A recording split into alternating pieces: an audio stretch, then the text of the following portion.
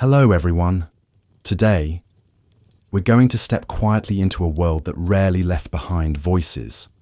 Not grand senators or mighty generals, but those whose names were not carved in stone, only scratched faintly in memory. Drop a comment with where you're watching from, and what time is it. It's always amazing to see how far these stories travel. Now, dim the lights, let the quiet settle, and follow the faint echo of footsteps down a corridor time almost forgot. You weren't born in Rome. Not even close. Your first breath came somewhere east of the Tigris, or maybe in a forested village just beyond the Rhine, or among the jagged cliffs near the Black Sea. The place had its own rhythm, the smell of goatskins drying in the sun, the sound of women grinding grain in the morning, the way your name was whispered by your mother like it meant the world. But to Rome, you weren't a person. You were a potential, a resource. A useful stranger with muscles and language they didn't understand. In their ledgers, you would one day be reduced to one of many. Captivus, prisoner. It started long before the chains, of course. Long before the iron bit into your ankles. It started with the way Romans saw the world, as a series of concentric circles. At the center, Roman citizens, toga-wrapped and confident. Just beyond them, allies, useful and tolerated. Then, as the rings widened, the world grew darker, more chaotic, less human. And you? You were beyond the outermost circle. The philosophers called you barbarous, a word not just of savagery, but of sound. Because when you spoke, it all sounded like bar to Roman ears. Nonsense. Growls, the mutterings of unshaped minds. But your mind was shaped.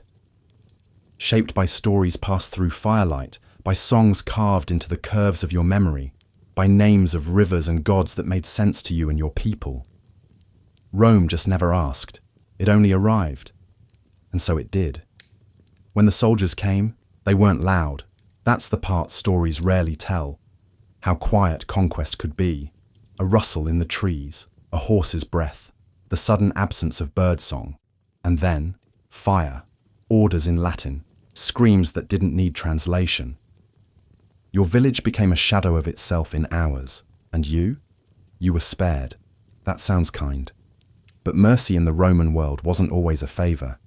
You were not spared because of pity. You were spared because of strategy. Dead men don't haul stones. Corpses don't dig roads. Rome had roads to build and mouths to feed, noble ones, soft ones, the kind that would never speak your name, but would benefit from your capture all the same. Your wrists were bound with leather. Your feet tethered to a dozen others.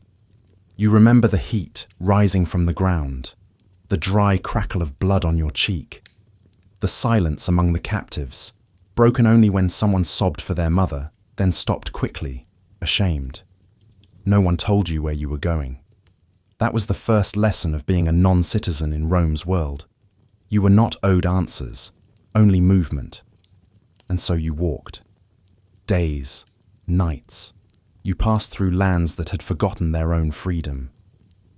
Past towns where people pretended not to see you, as if your presence might infect them with misfortune. And in a way, it could. Rome didn't love sympathy. Sympathy looked too much like dissent. You began to understand how this empire worked, not just with legions, but with silence. There were rules, but not for you. Laws, but not to protect you, only to punish. If a Roman citizen was arrested, they could appeal, demand trial, quote the laws like incantations. But you didn't even count as a full voice in the census. You were peregrinus, a wanderer, legally invisible unless property or punishment was involved. And the punishment? Oh, they had options.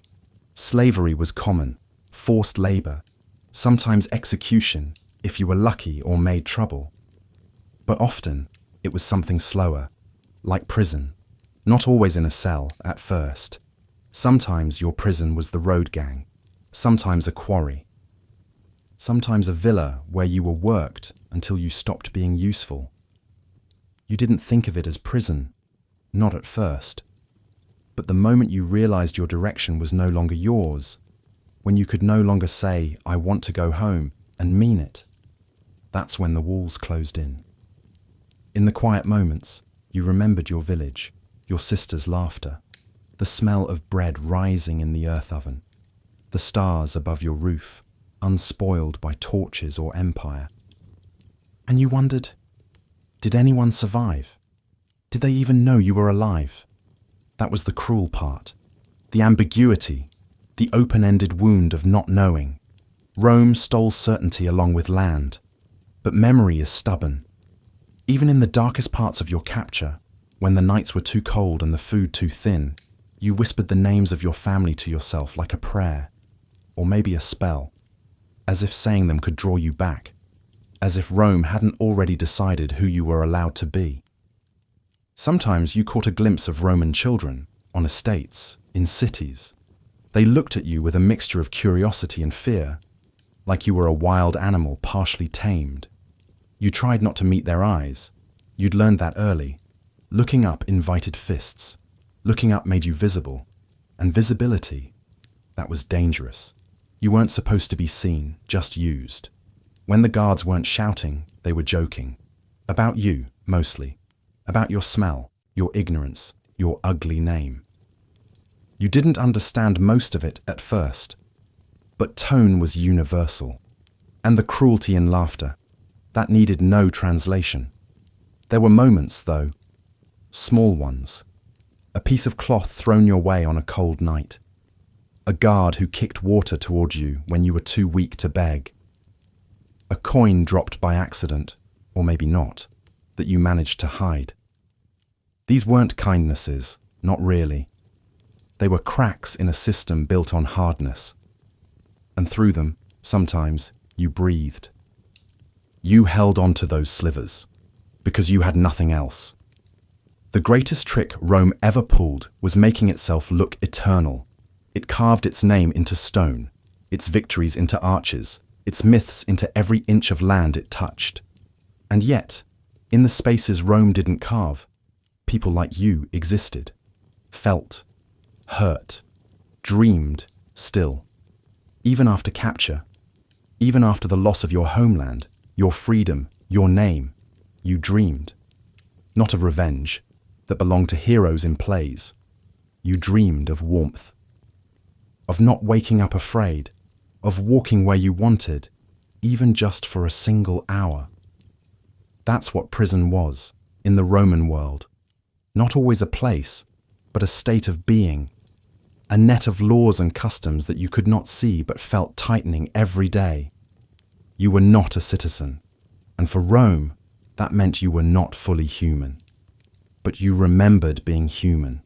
That memory, that was your rebellion. There are days that fracture memory. Moments so charged with fear, with noise, with endings, that they refuse to settle into the smooth patterns of recollection. They remain jagged, disjointed, too loud to be forgotten, too painful to be recalled cleanly. Your capture began on one of those days. You didn't die in the battle. And that, as you came to understand, was not the mercy it first seemed to be. It began with the rumble, not thunder, though it felt like it. A rolling, metallic noise that came not from the sky, but from the earth.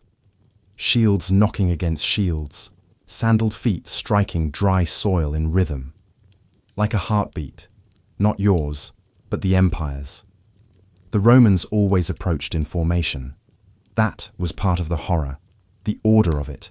You and your people fought with desperation, with noise, with fury, with the ache of knowing this land was all you had, and if you lost it, you lost everything. You screamed the names of your ancestors into the air like a battle cry. You painted your faces with clay or ash.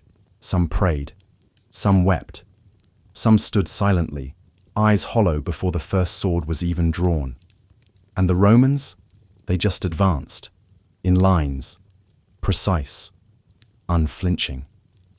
You remember the moment the first of them broke through your defense, the way the sunlight glanced off his helmet. how his expression was not one of hatred, but indifference. You weren't an enemy to him. Just another obstacle, another step toward another province, another parade, another medal earned in some far-off Senate hall. The battle itself didn't last long. It never did when Rome came prepared. What you thought was your army turned into a scattering of bodies and cries. The dust rose, blood darkened the soil. You saw someone you knew, maybe a cousin, maybe just a neighbor, fall with a noise that wasn't quite a scream, just air forced from lungs one last time. You were knocked to the ground. You remember the sting of sand in your eyes, the heaviness of a Roman boot on your chest, the cold flat of a blade against your neck. And then, nothing. Not the mercy of unconsciousness. You stayed awake, but nothing, in the sense that everything you'd known up to that moment ceased to matter. You weren't a fighter anymore. You were property. They bound your wrists behind your back. They took your weapons, your cloak, even the string around your neck where you tied a tiny carving, a charm your sister gave you for protection. You asked for it. They laughed. One of them dangled it above your head like a joke, then tossed it into the brush. That was your first Roman lesson. Sentiment has no value here. As night fell, they separated the dead from the living. Efficiently, quietly. You expected grief, wailing, some kind of ritual to honor the fallen. But the Romans were already setting up camp. They moved among the bodies like farmers in a field, measuring, sorting. Some prisoners were executed outright, too injured, too weak, too troublesome. A swift blade to the throat, no ceremony. You heard the gurgle. You saw the way the blood soaked the earth and then vanished, as if the land itself was too ashamed to hold it. And you were deemed intact, useful. They fed you a heel of bread soaked in vinegar, not out of kindness, but necessity. They needed you alive, fed just enough to stand, just hydrated enough to walk. That was when the humiliation began to replace fear. Because fear, at least, burns. It sharpens the mind, makes you run faster, breathe harder. Humiliation is slower. It settles into the bones. They paraded you through the conquered village the next morning. Not for strategy. The fight was already over. It was for spectacle. So others could see what happened when Rome came knocking and someone dared to say no. You were stripped to the waist. Your feet bled. Children threw pebbles. Some adults spat. Others looked away. You hated them. Then you hated yourself for surviving. Because in those moments, death seemed not only cleaner, but more dignified. Your father, you learned, had fallen early in the battle. They found his body and dragged it into a pile with others. You asked to see him, not in protest, just in whisper. A small, broken request. The soldier smirked, then shoved you forward. Your grief didn't matter here. It was another item stripped from you, along with your belt, your name, your place in the world. They loaded you onto a wagon with others. You weren't alone in your silence. No one spoke much, except for the occasional cough or moan. A few prayed. Unfamiliar gods, strange words. One woman beside you, older, repeated a name under her breath like a lullaby. Maybe her daughter's, maybe her own. You didn't ask. You had learned already. Questions don't help. The road was endless. Each day blurred into the next. Dust, heat, chains. At night, they staked your leg irons to the ground. You slept upright, back against a wheel, or curled like an animal. Sometimes they beat someone for trying to move. Sometimes they didn't. The inconsistency was part of the torture. You never knew when pain would arrive. And so, you waited. And waited. The first Roman town you saw was smaller than you'd imagined. Still, it stunned you. Stone everywhere, roads that gleamed, buildings with painted walls and straight lines and voices that carried. And slaves. So many slaves. You realized, with a cold jolt, that not everyone you saw walking freely had always been free. Some wore collars, others simply had a look in their eyes, a guarded emptiness you now recognized. You wondered what you looked like to them, to the citizens in white tunics who turned their noses as you passed, to the guards who laughed as they prodded you through the gates, to the children, again, always watching, absorbing cruelty like sunlight. They held you in a holding pit for days before deciding your fate. It was carved into the rock below the forum. No light. The air stank of waste, sweat, and old meat. You shared the space with a dozen others. Men, women. Some from your land, others from places you couldn't name. One had facial tattoos. Another sang softly in a broken dialect that no one else understood. In the darkness, you stopped being individuals. You were smells, shapes, breath. The guards came once a day with food, a slop of barley and bits of olive. You gulped it like a dog. Not out of hunger, but obedience. That was the second Roman lesson.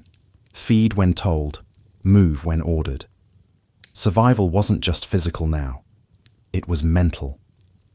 You had to become small inside yourself, shrink to the size of a coin, a nail, a memory.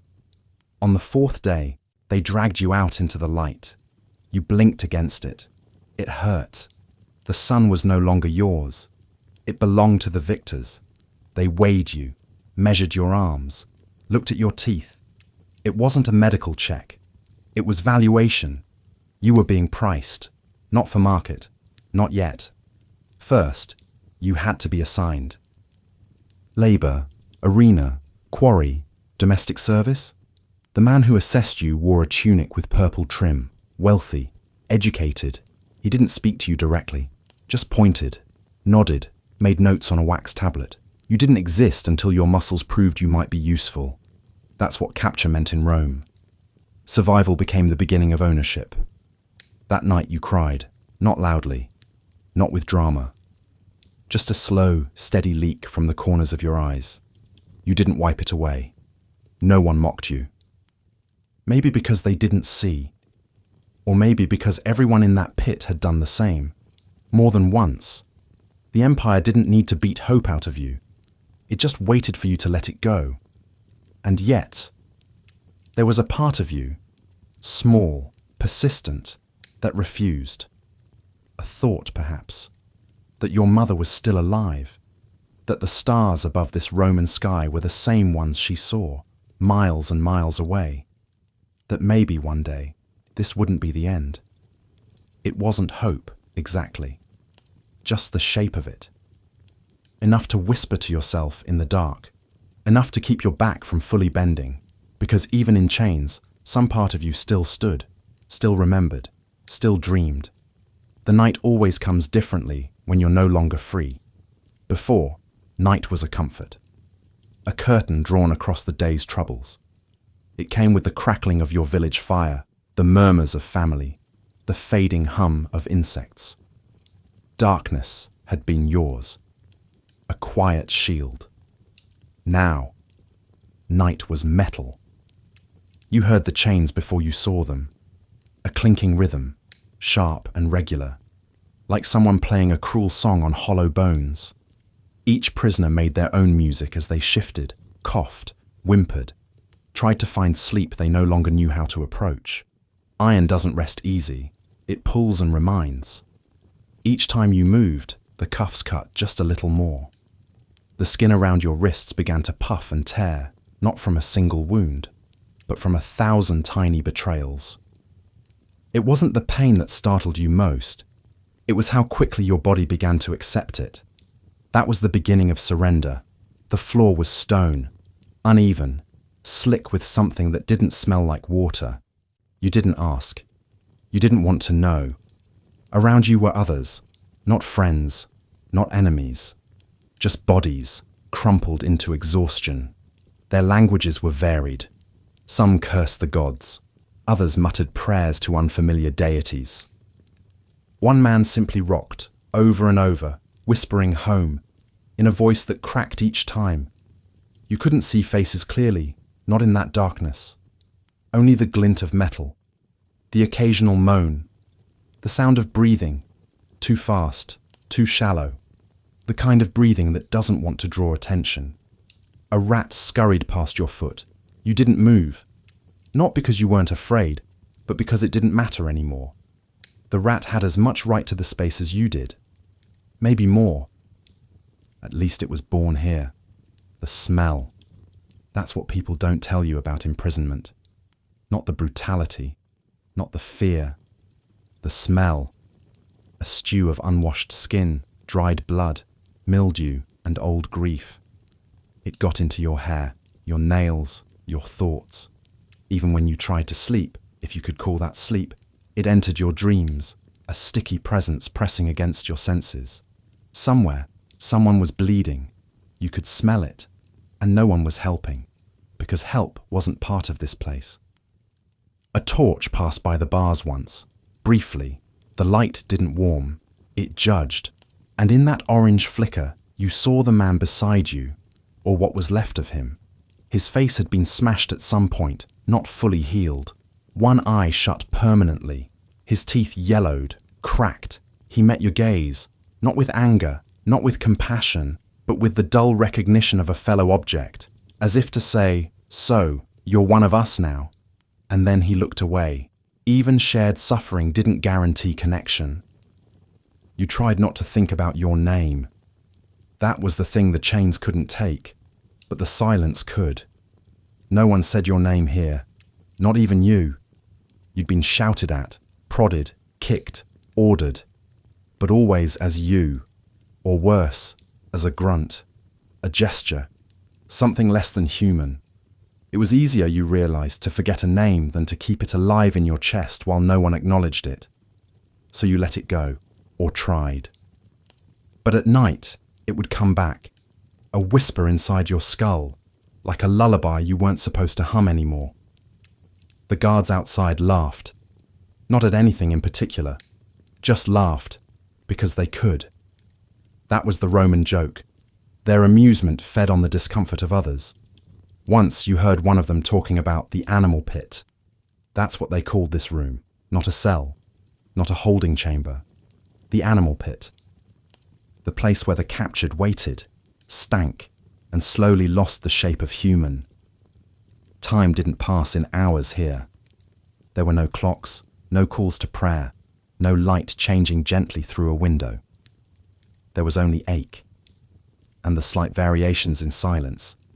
Louder when someone was beaten, quieter when someone died. You learned to track time by the moisture on the walls, by how often your stomach growled, by the number of times your thoughts circled around the same memory. Your mother's hands. Your dog's bark, the last piece of fruit you tasted before the battle. Such strange details to cling to. But the mind isn't logical in captivity. It clutches at the softest things, because everything else is stone. A woman wept, quietly. The kind of weeping that comes from too much endurance. Not weakness, but overflow. You wanted to speak to her, to say something. But what? What comfort could be offered here? And would your words even matter in a language she might not understand? You stayed silent. She wept anyway. Sometimes sharing space is all the comfort that's possible. Later that night, someone screamed. It wasn't long, maybe 5 seconds, but it pierced. Because it wasn't a scream of pain, it was rage, raw, animal, uncontainable. And then silence again, longer this time, so long that you wondered if the one who screamed still breathed. You never found out. You never even knew who it was. In the pit, everyone was close, and no one was known. You slept. Sort of. More like drifted. Your dreams were jagged.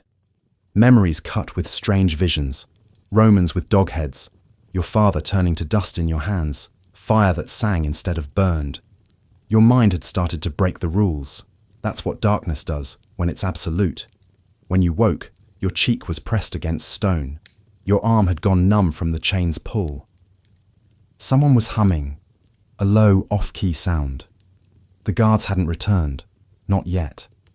But the day would come again, you knew, and with it, orders, work, or punishment, or movement. The unknown had become its own kind of ritual. You braced for it like a prayer, and then the quiet, the kind that doesn't signal rest, but anticipation. A long, heavy pause before something worse. You held your breath, not out of fear, but out of habit. That's what survival was becoming. Habit. Inhale. Wait. Obey. Try to remember your name.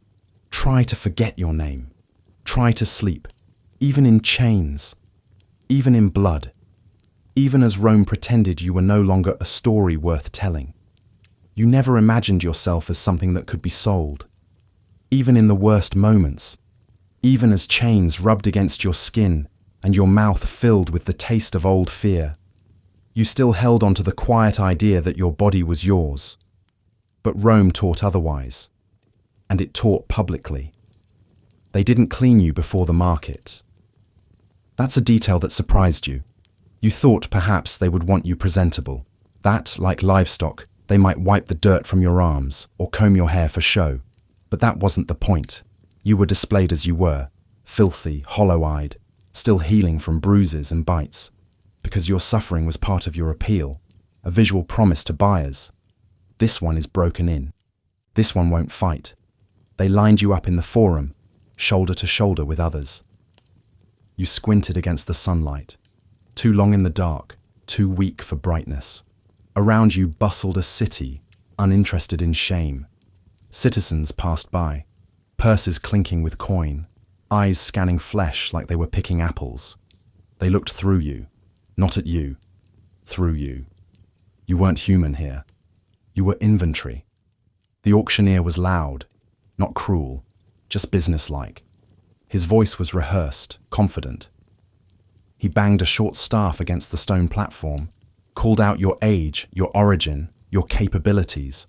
He lied too, said you were obedient, said your limbs were strong, your disposition mild.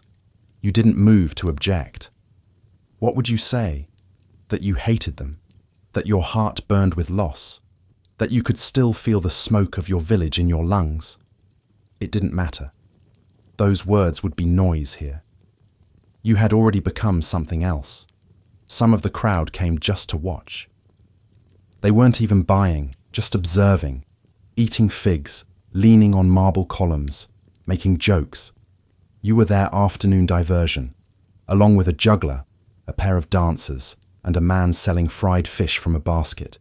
You wished, suddenly, to vanish, to melt into the stone beneath your feet, to become mist or wind or anything not visible. Instead, you stood and waited for someone to own you. One man poked your ribs, another inspected your hands. A woman tilted your chin up with a stick to see your teeth. She made a face, muttered something about barbarian breath, and moved on. None of them asked your name. None of them cared. You were referred to as this one, that one, the tall one, the quiet one. Even those were generous. Often, you were just a number scratched in chalk on a slate board. A boy near you wept, loudly. He couldn't have been more than 10. His cheeks were streaked with salt and dust. He reached for a man who might have been his father, chained a few places down the line. The guards whipped him for reaching. The man didn't cry out, but his eyes, that was the worst part. Eyes that had already gone where his body couldn't. When it was your turn to step forward, your knees buckled. Not from pain, from shame. Not that you did anything shameful. No.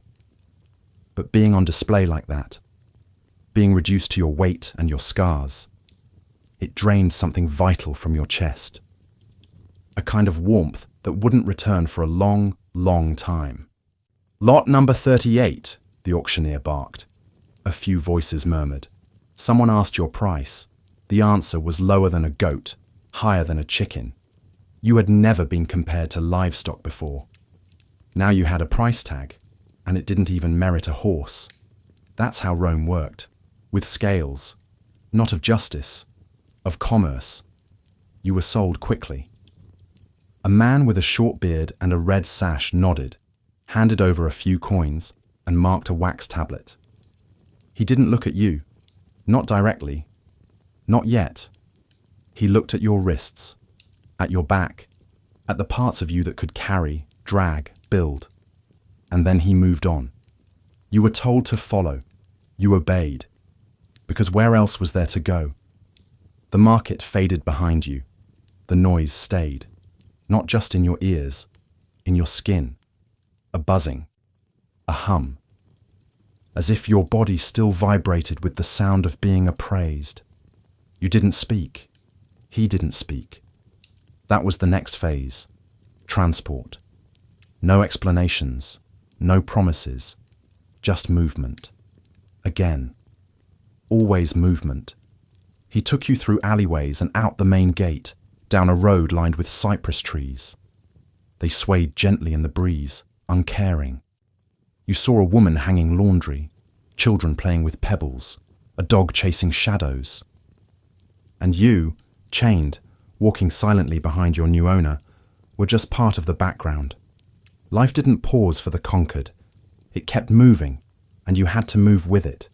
Eventually, you arrived. Not a prison, not quite, but a holding house, a way station for labourers and gladiators and others awaiting final placement. Inside, it smelled of oil and bread and old urine. You were assigned a mat on the floor, not straw, too expensive, just a sackcloth, fraying at the edges. You sat. And for the first time since the auction, someone spoke to you. Not a Roman, another captive. He leaned close and whispered, in halting words you barely understood. First time? You nodded. He smiled, but it didn't reach his eyes. It gets worse, he said, and lay back down. That night, you dreamed you were back in the market. But this time, you were on the other side. You were watching, eating figs, laughing, pointing. And when you woke, your hands were shaking. You weren't afraid of becoming like them. You were afraid of forgetting you weren't. What was sold in that square wasn't just your labour.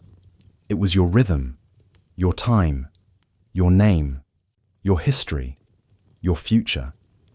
And Rome bought it without blinking. Because to them, it was just another transaction. To you, it was everything. And now, it belonged to someone else. You heard whispers in the holding house about the arena. Not as a place of glory, that was a Roman lie, but as a place of ending. Quick, loud, spectacular, and final. Those chosen for it didn't come back. Some volunteered, mad with grief, or hunger, or broken by what came before. Others were selected, bought, trained like animals to entertain a crowd that came to forget its own smallness by watching men like you bleed. And so when your name, or the scratch of it, was called not for the amphitheatre, but for work duty, you felt something dangerous. Relief. Not joy. Not hope. But that hollow, aching exhale that escapes when one terror passes and another, less immediate, replaces it. You weren't going to die. Not yet. You were going to serve. The man who'd bought you, the one with the red sash, returned with a small wagon and 2 more guards. He didn't smile, didn't explain, just nodded, and you were prodded into motion. The others watched as you left, some with pity, some with envy, some with nothing at all in their eyes. Because by then, they'd learned what you were only beginning to understand. In Rome, survival is a spiral, each circle deeper than the last, each with fewer windows and narrower air. You travelled again, this time seated in the wagon, chained at the ankles, wrists loose but watched. The road was quieter now, the city behind you, the fields stretching wide. You saw olive trees, grazing animals, and the red-tiled roofs of villas nestled among vineyards. You didn't know your destination. Only that it wasn't death. That was something, and it wasn't enough. By midday, you arrived. Not a prison, not a gladiator school, A villa, sprawling, sun-bleached, surrounded by stone walls and shaded courtyards. The kind of place where Romans escaped the city heat and pretended their power was earned.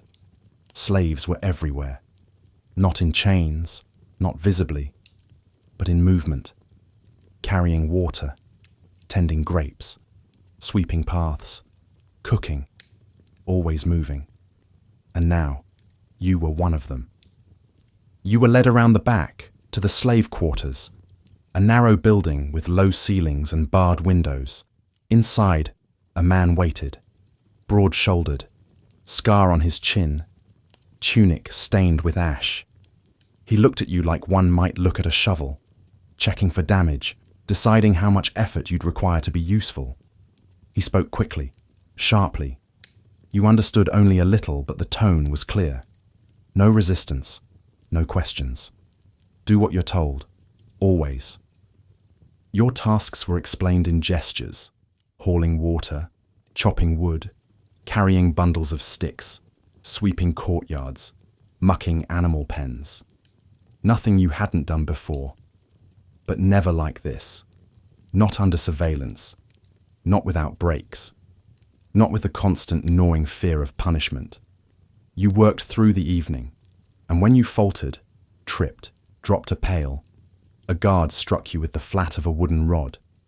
Not enough to break skin, just enough to remind.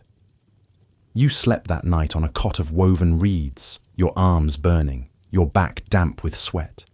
The room stank of effort and damp feet. Others slept beside you, some snoring, others whispering in unfamiliar dialects. No one asked your name. You didn't ask theirs. Names belonged to the world before. Here, there were only roles, tools, effort. The days blurred. Morning call before dawn. Work. Bread dipped in wine vinegar. More work. A thin soup at dusk. Sometimes a cough. Sometimes a collapse. Sometimes silence where someone used to sleep. No mourning. Just reorganization. Their tasks redistributed.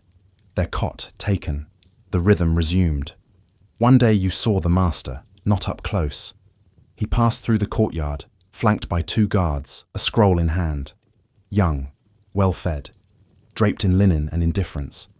He didn't look at you, didn't need to. His power was in your tired limbs, in the way your knees ached from the stone paths, in the sunburn blooming across your shoulders. He owned your breath now, and that was enough. You began to forget the softness of your old life, the taste of honey, the sound of your father's voice before battle, the lullabies your sister sang when the wind howled outside your door. You forgot the names of your cousins, your neighbors. You held on to the memory of the river near your village, its curve, the way it reflected moonlight. But even that began to fade, replaced by the geometry of Roman stone. Everything here was edges. And yet, somewhere inside you, something remained. Not defiance, that burned too fast. Not hope, that flickered and vanished with the first winter's cough. But observation. You watched how things worked, who gave orders, who slipped extra bread to others, who was soft, and who performed cruelty to stay safe. You learned the rhythms, the rules, the secrets. Because if you had to survive, you'd do it with eyes open, even if your hands were always full. Then, one evening, a boy stumbled during a water run. He dropped the amphora. It shattered. Everyone froze. The guards moved toward him. But before they reached, you stepped forward, picked up the pieces, cleaned the spill, silently, efficiently. No eye contact, no pause. The boy wasn't punished. You were. Not harshly, just a backhand. But you were noticed. And that was dangerous. Later, in the cot, the boy whispered thanks. You didn't respond, not because you were angry, because you couldn't afford to feel anything that night. The relief of not dying had finally faded. Now you understood. You lived. But you didn't belong to yourself, and that was its own kind of death. Still, each evening, before sleep took you, you closed your eyes and imagined the river. the current, the moon, the hush of reeds in wind. It didn't bring comfort. Not exactly. But it reminded you that once, long ago, you weren't a tool. You were a boy, with a name, with a home. And even now, buried under command and silence and toil, that boy still whispered. They called it a holding room, but the word is a kindness. It was a cell, and not the kind painted in dramas or imagined by poets, those clean, quiet spaces lit by thin shafts of light. No, this one was older than mercy, more ancient than order. It didn't hold you, it absorbed you. Stone. That was the first impression. Not the smooth, polished marble of Roman temples. This stone was rough, uneven, breathing damp through its pores. It sweat in the night and shivered in the day. Its scent was constant, wet rot, copper, mildew. You came to know it better than your own skin. The walls were narrow, close. If you leaned one way, your shoulder scraped. Lean the other. Same thing. There was no escape from touch here. Even when you sat still, the cell pressed into you. There was no window. Just a slit, high above reach, through which a scrap of light fell for a few hours each day. Sometimes, when the weather allowed, that slit became your calendar. You watched it change colors: white, yellow, grey, orange. You marked the time not by hours, but by moods of light. The rest of the day was shadow, deep, unmoving. A kind of darkness that didn't feel empty, but full, as though something lived in it, just out of reach. You shared the space with 3 others. No introductions were made. Names were unnecessary. You learned each by rhythm. One breathed heavily, wheezing through his nose. Another muttered at night, teeth grinding, a song with no melody. The third barely moved, barely spoke. Just stared, blinked slowly, as if dreaming with open eyes. You each claimed a corner, not by choice, but by necessity. Sleep required distance. Even a foot of separation became precious. The floor. Stone again. No straw, no bedding. You made a pillow of your arm, then your forearm, then finally nothing. Your back grew calloused, your hips bruised. You learned to lie still, to keep your breath shallow, to wait. There was no comfort here, only adaptation. At night the rats came, not the nervous, darting kind. These were bold, full-bodied, heavy with waste and stolen food. They came in pairs, sometimes 3s. They didn't fear you. Why should they? You were the one caged. They were free. You flinched at first. Later, you stopped. You let them pass. Sometimes you whispered to them, just to hear a voice, even your own. Food arrived irregularly, sometimes once a day, sometimes twice, sometimes not at all. It came in wooden bowls, always the same. Gruel, a mix of barley, bits of onion, water that tasted faintly of iron. You learned to eat slowly, to savor texture more than taste. Some saved portions for later. Others devoured everything at once, fearing it wouldn't return. You tried both strategies. Neither made you less hungry. Water was a dripping pipe near the door. You knelt to drink, like an animal. The guards didn't speak. They opened the door, shoved in food, closed it again. Once one of them laughed. You hadn't said anything, hadn't even looked at him. Still he laughed, that cruel, weightless sound that only comes from people too comfortable with power. It echoed in your chest for hours. You scratched marks into the wall. Not for days, they blurred too easily. Not for weeks. You didn't know what a week felt like anymore. You scratched whenever something changed. A new rat, a new cough, a bird's song outside, an unfamiliar scream in the hallway. Each mark was a reminder. Time moves, even here, even if you're not sure you do. You began to dream more vividly, not always memories. Sometimes landscapes you'd never seen. White mountains, endless fields of red flowers, strange animals with golden eyes. You woke from these dreams confused, breathless. as if your mind had traveled while your body rotted. Dreams became escape, but not always kind. Sometimes you dreamed of fire, of the day they captured you, again and again, looped like punishment. You'd wake with a start. No one comforted. That wasn't part of this place. Once, a new prisoner was added, young, barely a man. He whimpered the first night, asked questions the next day, tried to pray aloud the day after that. On the fourth day, he stopped speaking. On the fifth, he stopped eating. On the sixth, he was removed. No words, no farewell. Just the door opening, and then silence. The silence louder than his whimpering had ever been. You wondered if you would vanish like that.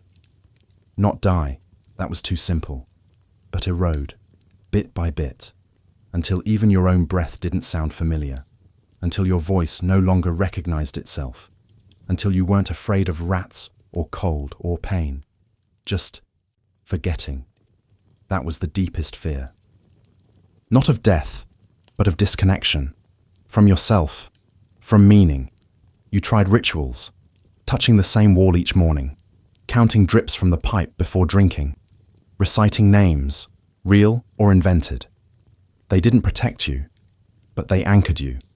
Even thin ropes are better than none when the current pulls. Then came the day a guard entered with shackles. New ones. Heavy. Your wrists were chained tighter. Your ankles connected. You were being moved, he said. No explanation. Just a gesture toward the hall. Your cellmates didn't react. They'd seen it before. They would see it again. Or not. You didn't say goodbye. What was there to say? As you stepped into the hallway, blinking against the dim light, you realized something strange. You would miss the cell. Not because it was kind, not because it was safe, but because it had become familiar. You had adapted to its darkness, and in Rome, familiarity was its own kind of refuge, however cold, however cracked, however full of silence and scurrying feet. And now you were leaving it. For something else, something unknown. You didn't ask. There was no one to answer. You just walked and listened to the chains sing their cruel little song. There are days that feel like entire lifetimes, not because they are full, but because they stretch, thin and taut, like rope left too long in the rain. Days in Roman labor camps didn't pass. They hung, dangled, dragged themselves from sunrise to darkness like wounded animals. You began to forget that time had once been yours to shape. Now it belonged to the whip. Your transfer had landed you in a quarry. Not the vast pits of legend, not yet, but a smaller operation near the outskirts of a Roman provincial town. A place less recorded in history, but etched deeply into the backs and hands of the enslaved who built it. You were one of dozens. Men. Some women. A few children old enough to carry buckets or stack broken stones. No one asked how you got here. Everyone had their own arrival story, and none of them changed the fact that you now woke before dawn to the same four commands: stand, move, lift, endure. The first thing you noticed was the rhythm. It wasn't written, it wasn't sung, but it existed. In the slamming of metal tools, in the shouting of overseers, in the stifled groans of knees that cracked every time someone bent too deep. There were no clocks. The sun was the only bell. You watched it rise slowly over the quarry's edge, then felt it bake the dust until your lips cracked. By midday, your tunic clung to you like wet parchment, thin, useless. By dusk, you were salt and dust, skin over bone. And then, it began again. The work itself was simple in command, brutal in execution. Dig, haul, break, repeat. You didn't understand the words the overseer used. His Latin was fast, clipped, made for barked orders. But you understood the gestures, the swing of his arm, the direction of his eyes, the pause before a whip lashed out. Language became unnecessary. Pain was its own form of communication. Your hands blistered quickly. then bled, then calloused. You wrapped them in rags when you could find any, torn scraps from tunics long beyond wear. Once, you used your own sleeve. Later, you didn't bother. Pain was constant, and like anything constant, it became background. The stones you carried weren't large, not at first, but the repetition turned them monstrous. Dozens per hour, hundreds per day. You measured your worth by the size of your pile. Too small? Punishment. Too slow? Punishment. Too tired to lift your head? Punishment. Not always a whip.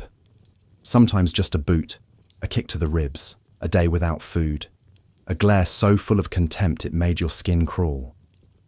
Food was minimal. Bread so dry it cracked your teeth. A spoon of lentils so watery it felt more memory than meal. Water came in buckets, passed around like sacred relics. You learned to sip, not gulp. The thirst never left. It just dulled into a constant, like the hunger, like the ache. Some tried to run, not many, but enough. You saw one, a man from the southern provinces, wiry and fast. He bolted just past sunset, while the guards were distracted. For a moment, everyone held their breath. Just a moment. Then the whistle, the dogs, the thud of pursuit. He didn't make it far. The next morning, his body was displayed near the entrance. Not as a warning, as decor. Rome didn't threaten. It exhibited. You dreamed of food more than freedom. A fig, a cooked onion, a single peach split open and sweet. You could taste it in your sleep, the softness, the drip down your chin. You woke hungry and ashamed of craving so little. Ashamed that your body had become a list of needs and nothing more. The work was never ending, but it was also short. Each task took minutes, each shift, hours, each day, forever. And yet, you did not build anything lasting. No monuments, no arches. You moved stones from one side of the pit to the other, stacked them, unstacked them, broke them again. The point was not progress. The point was obedience. Sometimes the overseer changed. A new one, younger. He watched you more closely. One day, you coughed too hard and dropped a chisel. He struck you across the face with his stick. No words, just the crack of wood against cheek. Blood filled your mouth. You didn't react. You couldn't afford to. Pain was temporary. Defiance lasted forever. Another man, older, with eyes like burnt wood, noticed your silence. "You'll survive," he said one night, while chewing a piece of bread slower than necessary. "Because you don't speak. Because you listen." He paused, then added, "But surviving isn't the same as living." You didn't answer. You didn't know if he was offering wisdom or warning. Some nights, the sky was clear, stars scattered across the darkness like spilled grain. You stared at them from your spot near the wall, body curled, arms aching. You remembered stories told to you as a child, about gods who lived in the stars, about ancestors who watched from above. You whispered to them, not in prayer, not in hope, just in habit. Some part of you still needed to speak, even if no one answered. The worst punishments were not physical. They were removals. Someone would be taken. No explanation. No name spoken again. A cot empty. A tool left behind. And the others would shift to fill the gap. Like sand. No resistance, because resistance was noticed. And being noticed in a place like this was deadly. You became good at not being seen.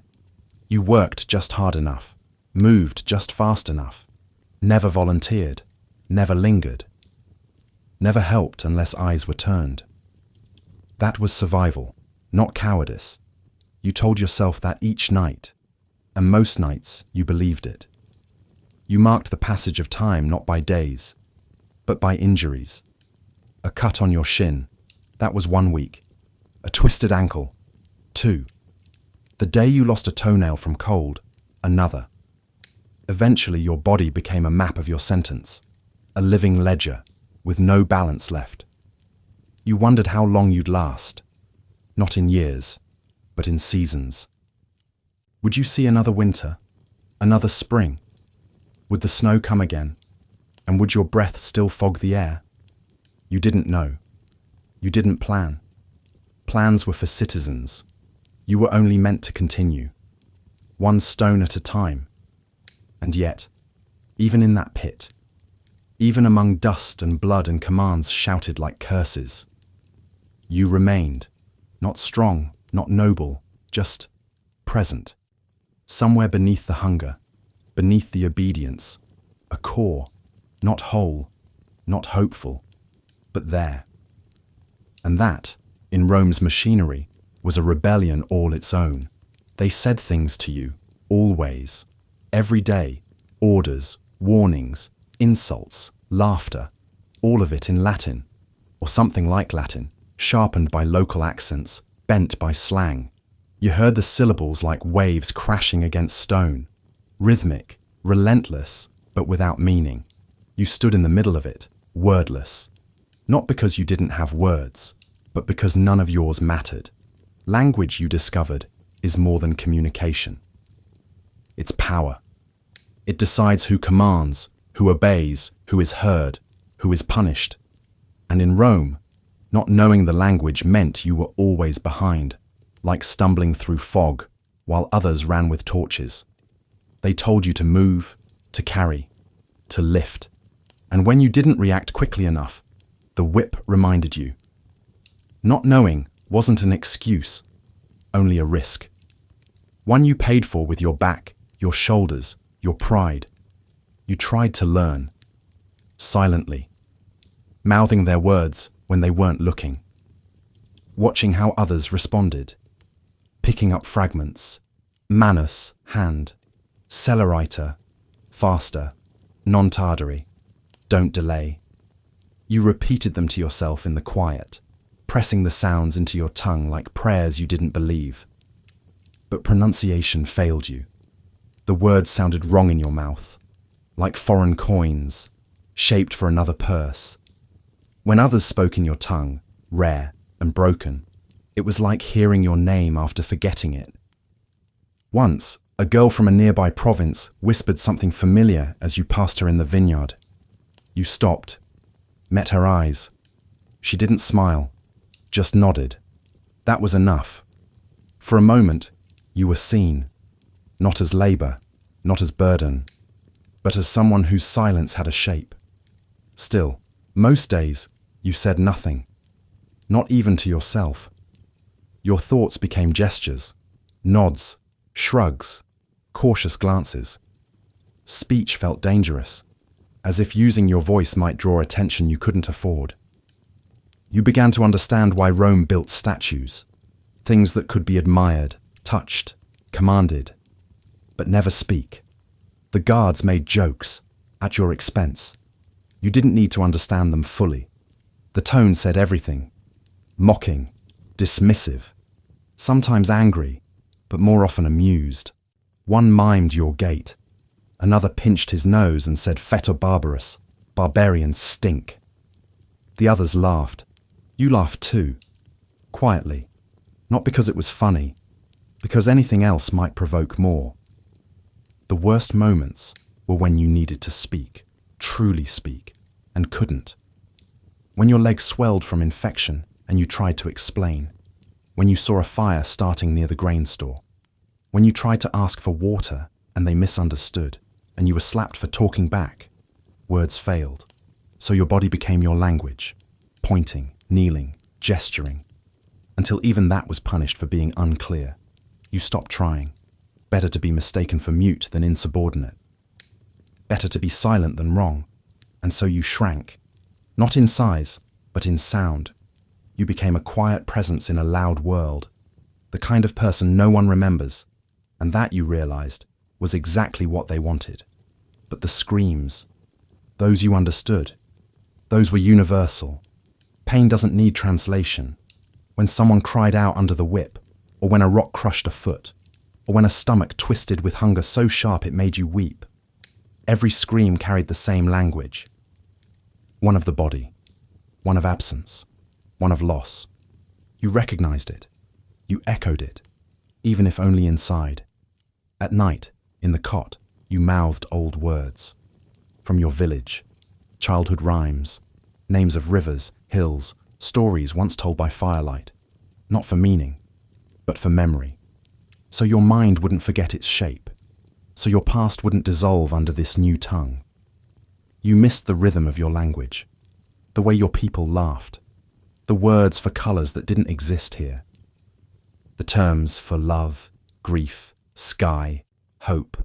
Latin had its beauty, but not for you, not when it came in commands, not when it arrived with chains. One day, a Roman boy pointed at you and asked, "Cur non loquitur?" Why doesn't he speak? The guard shrugged. Non sapiens. Not intelligent. You heard it. You knew that word. It stung more than the whip. Because that lie, that you were dumb, incapable, less than, it was the story they told over and over, until even you almost believed it. But you weren't stupid. You had survived war, captivity, labor, hunger. You had navigated a world designed to erase you. And still, you were here, still learning, still watching, still remembering. You weren't silent by nature. You were made that way, by necessity. And deep inside, beneath the silence, the words waited, like seeds under stone. In a Roman prison, the walls are not the only things that close in. People do too. Not in comfort, not in care, but in necessity. When everything is taken, your name, your language, your control over even the smallest moment, other human beings become the only mirror you have left. And sometimes, that mirror cracks. He didn't speak to you the first week. He watched, from the opposite wall, beneath the slit of light, broad-shouldered, older, eyes like coals that had burned too long. He had a scar that split his upper lip and made his mouth seem always half frowning, half bleeding. You didn't ask his name. He didn't ask yours. Names still were luxuries. But his presence settled into the cell like another kind of air, heavy, warm, familiar, eventually necessary. The first time he approached you, it was for water. He didn't gesture violently, just nodded at the tin cup near your knee. You passed it. No words. But something shifted. You had given. He had accepted. And in Rome, where everything was taken, a moment like that was sacred. He started sitting closer. Not close enough to invite suspicion, but near enough that you could feel his breath when he sighed in sleep. He would grunt at the guards when they barked nonsense, roll his eyes when new prisoners panicked. Once, he touched your shoulder, not with aggression, but reassurance. You hadn't been touched without pain in months. It startled you, warmed you, terrified you. He had a name eventually, spoken softly, one night when the cell was quieter than usual. "Arsaces," he said, almost into the wall. You repeated it, poorly. He smiled, just a little, then asked yours. You hesitated, then answered. A whisper, and suddenly the air between you wasn't just shared. It was acknowledged. You learned about him in pieces. He had been a soldier once, not for Rome, captured in a border raid, fought hard, lost harder. He'd seen more than one prison. This one, he said, was mild. The others had bones, he said, in the corners. You had to pretend not to see them. He laughed when he said it. You didn't. He spoke a mix of languages. Yours, theirs, something older. Sometimes he'd test words on you, correcting your Latin, making you repeat orders so you'd be safer. Not kinder, safer. He never promised kindness, but protection. Yes. He had been here longer. He knew how things worked, who to avoid, which guards swung for the face and which aimed for the ribs, where to stand to catch sunlight, when to fake illness to avoid a beating, wisdom carved from scars. He shared food once, a heel of bread, hard as stone, but he passed it to you without hesitation. You split it, cleanly, half and half. You hadn't done that since your village. The act made your throat tighten. He didn't ask why, just chewed slowly, staring at the door. But trust here was never full. Couldn't be. You were all drowning, and sometimes even the kindest swimmers push others down to breathe a little longer. You knew that. He knew that. Neither of you spoke it, but the truth hung between you like another chain. One day, a new prisoner arrived, young, loud, tried to assert himself immediately. Arsaces watched him carefully. You did too. The boy postured, talked about escape, about revolt, about gods who would strike Rome down. The guards beat him within an hour. That night, he whimpered. Arsaces didn't move. Neither did you. By morning, the boy was gone.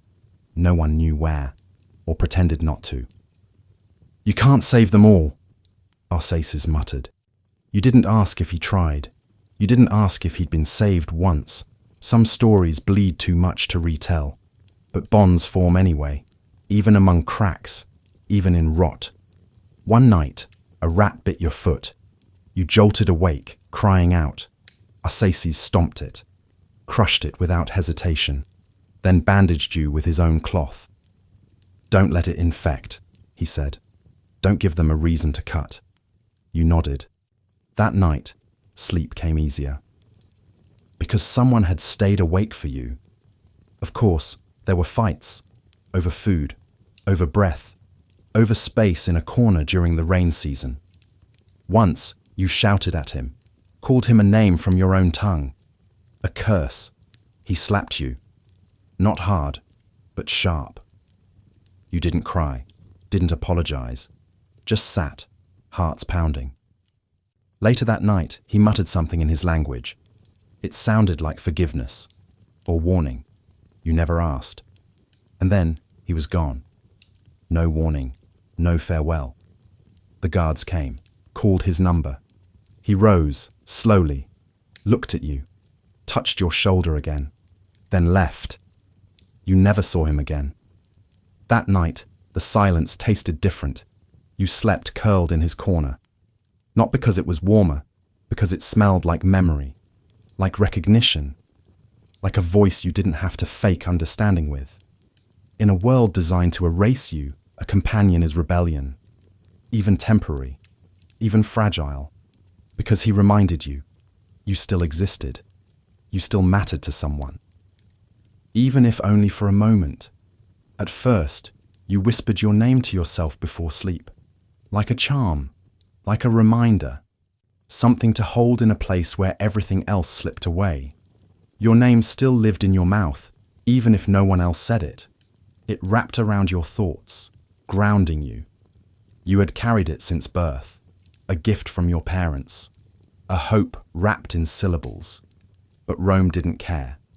The first time they didn't ask, it confused you. You were standing in line with others, stripped to your tunic, barefoot, waiting for instructions. A guard walked by, pointed at each of you, and assigned a mark. Not a name, not a question, just 21, 40, 19. When he reached you, he paused, then grunted, 38, and moved on. You didn't correct him. You didn't say, that's not me, because the moment passed too fast, and so did something else, a piece of you.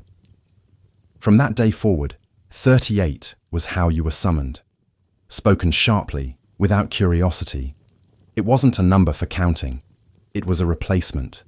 It turned you into a thing. An object moved from place to place. Some guards didn't bother with numbers. They used nicknames. Big one. Quiet. Limp leg, or worse. Mocking, often cruel. Names that wrapped your appearance in ridicule, your silence in suspicion. You were no longer someone. You were something to be managed. You stopped reacting to your real name. Not because you wanted to, because no one else did. It faded from the air. It lingered in the dust behind your eyes, but it no longer held weight. You could scream it, and no one would turn. Even in your thoughts, it felt out of place, like a childhood toy you didn't remember how to hold. The other prisoners called you by what the guards did, not out of cruelty, but because it was simpler. Language among the broken is a tool, not a comfort. When someone needed you, they used the word the system had given you, and you answered, because answering meant surviving. There was one moment, small, forgettable to anyone else, that haunted you for weeks. A new guard asked for your name, not in kindness, just routine. You opened your mouth, and nothing came out, not at first.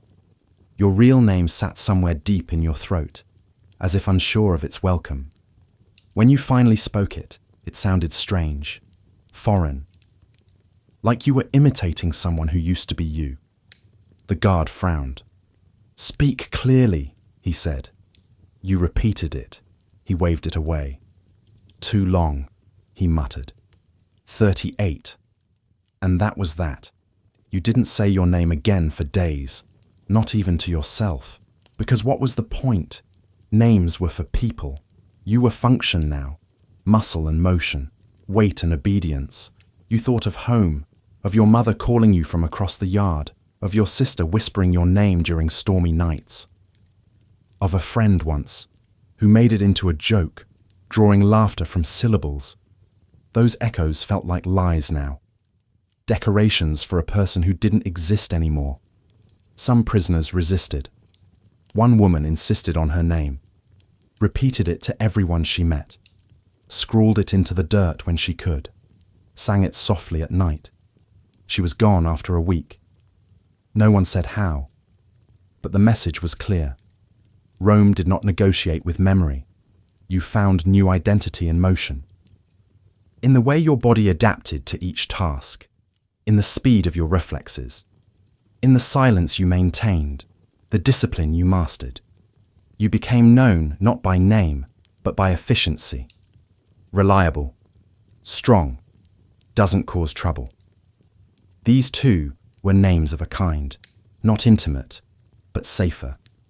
Once, a child saw you through the bars of a transport cart. He pointed, asked his father, "Who is that?" The man answered, "Just a slave." Just.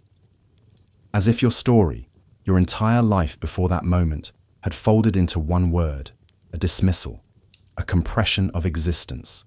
You lowered your eyes, not from shame, from exhaustion. You started calling yourself by the number in your thoughts. 38, lift. 38, breathe. 38, don't fall. It was easier, clean. It separated the pain from the person. It created distance. And in Rome, distance was protection. But deep at night, when the work ended and the sky opened wide with stars, sometimes you whispered it again, your real name, just once, soft as dust, quiet as breath, just enough to remember you had ever existed before this, just enough to remember you might still be more than a number, someday. And there are eyes that slide over you like water on stone, noticing without noticing, recording without recognition. In Rome, you became accustomed to both, and neither gave comfort. When you were moved, from villa to roadwork, from prison to holding cell, from holding cell to quarry again, you often passed through the city. Not the grand marble city of the emperors, but the outskirts, the markets, the lesser streets where daily life throbbed like a hidden pulse.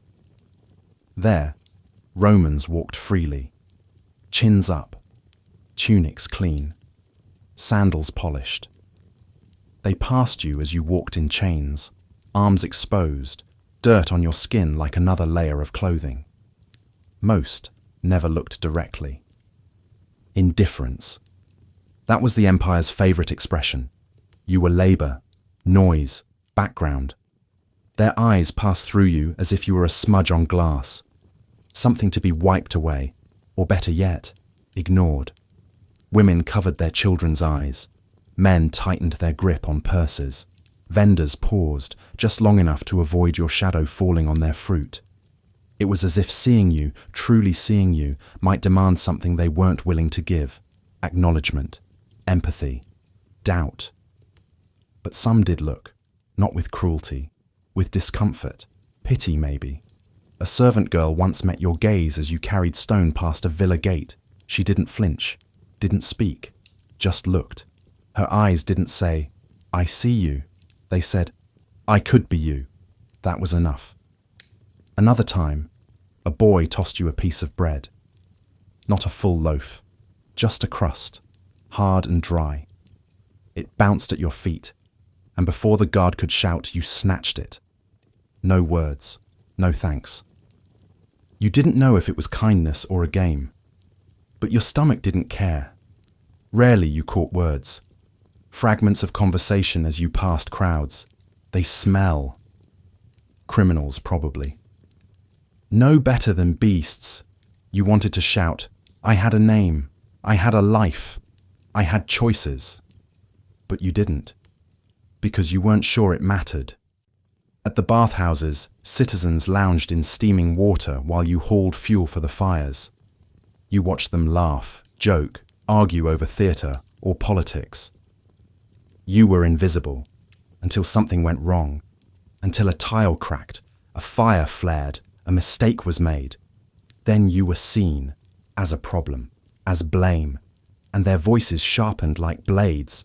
One noble woman, older, her face lined like a sand map, once touched your arm, lightly. You had just finished unloading amphorae near her garden. She looked at you, truly looked, and said, "I hope they feed you today." It wasn't much, but in a world that thrived on silence, it rang like a bell. You nodded. She didn't smile. She just walked away. You began to recognize the types of looks: the hard stare, asserting dominance, the quick glance, measuring value, the downward eyes, pretending you weren't real, the backward glance, haunted by the question, "What if it were me?" Most often, it was none of these.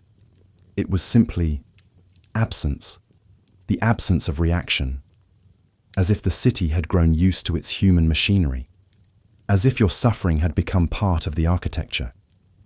One day, a procession passed. A general returning from conquest, flanked by banners, trumpets, cheering crowds. You and a group of prisoners were sweeping the stones. As the parade turned the corner, people shouted, threw flowers, chanted the names of heroes. Someone tripped on your broom handle. He turned, furious, struck you with his cane. Blood bloomed on your cheek.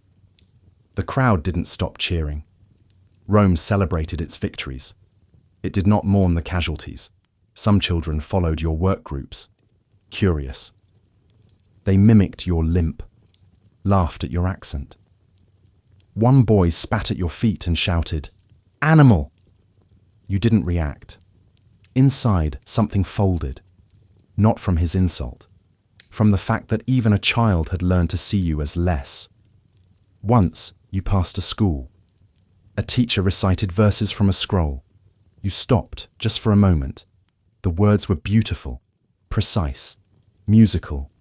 You remembered learning once, letters scratched in charcoal on wood. That memory ached. The guard pushed you forward. The lesson continued. But it wasn't all cruelty. Not always. Sometimes, the older slaves looked out for you, whispered warnings, shared water, explained the moods of masters. Even some free Romans, the poor, the aging, nodded in recognition, not in solidarity, but in shared exhaustion, as if to say, "This life is cruel to many." You learned to look at people differently too, not with hope, but with calibration. Who would report you? Who might sneak you a crust? Who might kick you? Who might pray for you in secret?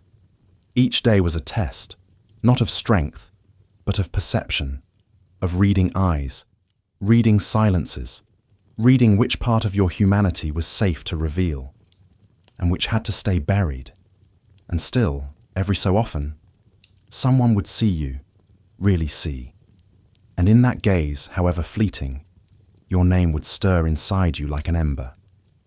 And for a moment, you were not 38, not beast, not labor, you were a person. Again, in captivity, silence grows louder. Not only the silence between voices or after commands, but the silence that follows prayer. Especially when prayer once answered. Especially when it no longer does. You were raised to believe in something. Maybe a goddess of rivers, or a guardian spirit that watched your village from the trees. Maybe a sun god, his eye warm in spring and burning in drought. Your people told stories, not just of creation, but of presence. The divine was not far. It lived in wells, stones, fire, breath. It heard, and sometimes it responded. But in Rome, the gods did not come. You whispered their names in the dark corners of your cell. In the quarry, beneath the weight of rock, you hummed their chants under your breath. You offered scraps, a crumb of bread, a drop of water, to the dirt, as if the earth beneath your feet might still carry those gifts back home. Nothing changed. No sign. No warmth. Only stone. At first, you thought it was distance, that your gods lived only in your land, and you had been dragged too far. But others too prayed, whispered to spirits of their ancestors, carved shapes into the dust with trembling fingers, muttered names in strange syllables. Their gods too remained silent, and Rome's gods were everywhere. They stood in stone, tall and indifferent. Jupiter, with his thunderbolt and beard. Mars, proud and bloodied. Venus, perfect and clean. Statues filled villas, temples, even streets. Their eyes, carved wide open, stared across the city like judges carved from clouds. Beautiful, unreachable. You didn't hate them. You just didn't understand. Their rituals were grand. Priests in white robes, incense smoke swirling. Goats sacrificed in clean courtyards. You once passed a procession. Gold bowls. Singing. Even laughter. And you thought, is this what belief looks like when it's rich? Is this what worship becomes when it is backed by empire? You tried once, not conversion, just desperation. You whispered to Jupiter, then to Mars, asked for strength, for rest, for a dream without screaming.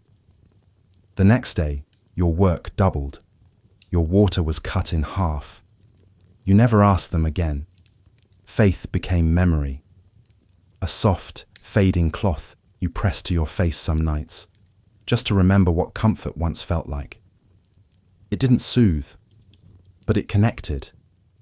Even if the connection was one way, even if your gods were as trapped as you. A fellow prisoner from the East once said his god lived in the wind. Another claimed his protected the fire in the body. That warmth itself was divine. Arsaces, before he vanished, once told you that in his land, gods were like stars, always present, even when invisible. You held that image tight. It didn't bring answers, but it made the dark feel less alone. The Romans prayed publicly, but not often. Their devotion felt practical, transactional. If I sacrifice this, may I win that. If I obey, may I receive. You wanted to ask, what happens when nothing comes, when the gods are silent? But you didn't ask.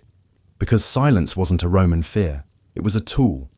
You found a scrap of cloth one day, red, frayed, likely nothing, but you tied it around your wrist, not as an offering, as a reminder of your mother's scarf, of festival days in your village, of the colours your gods used to love. You hid it beneath your sleeve. No one noticed. But each time you touched it, your hands shook just a little less. Sometimes you thought about building a shrine, even a small one. Pebbles, a twig, a shape in the dirt. But there was always a boot, or a shout, or another shift. Rome didn't punish worship directly, but it didn't allow space for it either. The schedule was godless. And yet, you continued. Belief in captivity changes. It stops being about salvation and becomes about endurance. You no longer asked for miracles, only the strength to get through one more hour, one more stone, one more breath. That too was prayer. And sometimes the gods answered, not in thunder, but in small mercies. A day without a lash, a rat scaring off worse hunger, a cup not broken, a guard who looked away instead of striking. Not grace, not favor, just survival. And for now, that was enough. You still whispered their names, not every night, but sometimes, when the stars showed through a crack in the roof, when someone new arrived, sobbing in your language, when the wind felt like memory, you whispered, not to be heard, but to remember that once you had been. You begin to notice it in the air. Not a sound, not a sight, a scent. Thick, metallic, old. You wake and know, before the guards bark orders, before chains rattle, before feet scrape the stone, that today is different. Today smells like death. It's not always blood. Sometimes it's the oil they use to clean the execution tools. Sometimes it's the absence of other smells. No food, no smoke, no animals moving in the distance. A certain stillness falls, the kind that presses on your chest before the sun even rises. You breathe it in and know someone is not going to make it through the day. You hope it isn't you. But you also hope it isn't the boy who shared his crust with you last week, or the old man who taught you the word for sky in Latin, or the girl who sings to herself at night, soft and cracked. The fear doesn't make you selfish. It makes you small. They don't always announce it. Executions aren't always public. But the signs are there. Guards whispering more than usual. Chains that jingle with too much purpose. A cell door opened with quiet. And then footsteps. Then nothing. The absence of return is its own kind of scream. One morning, they came for a man 2 mats down. No warning, just his name. Not even a number. He flinched, rose slowly, said nothing.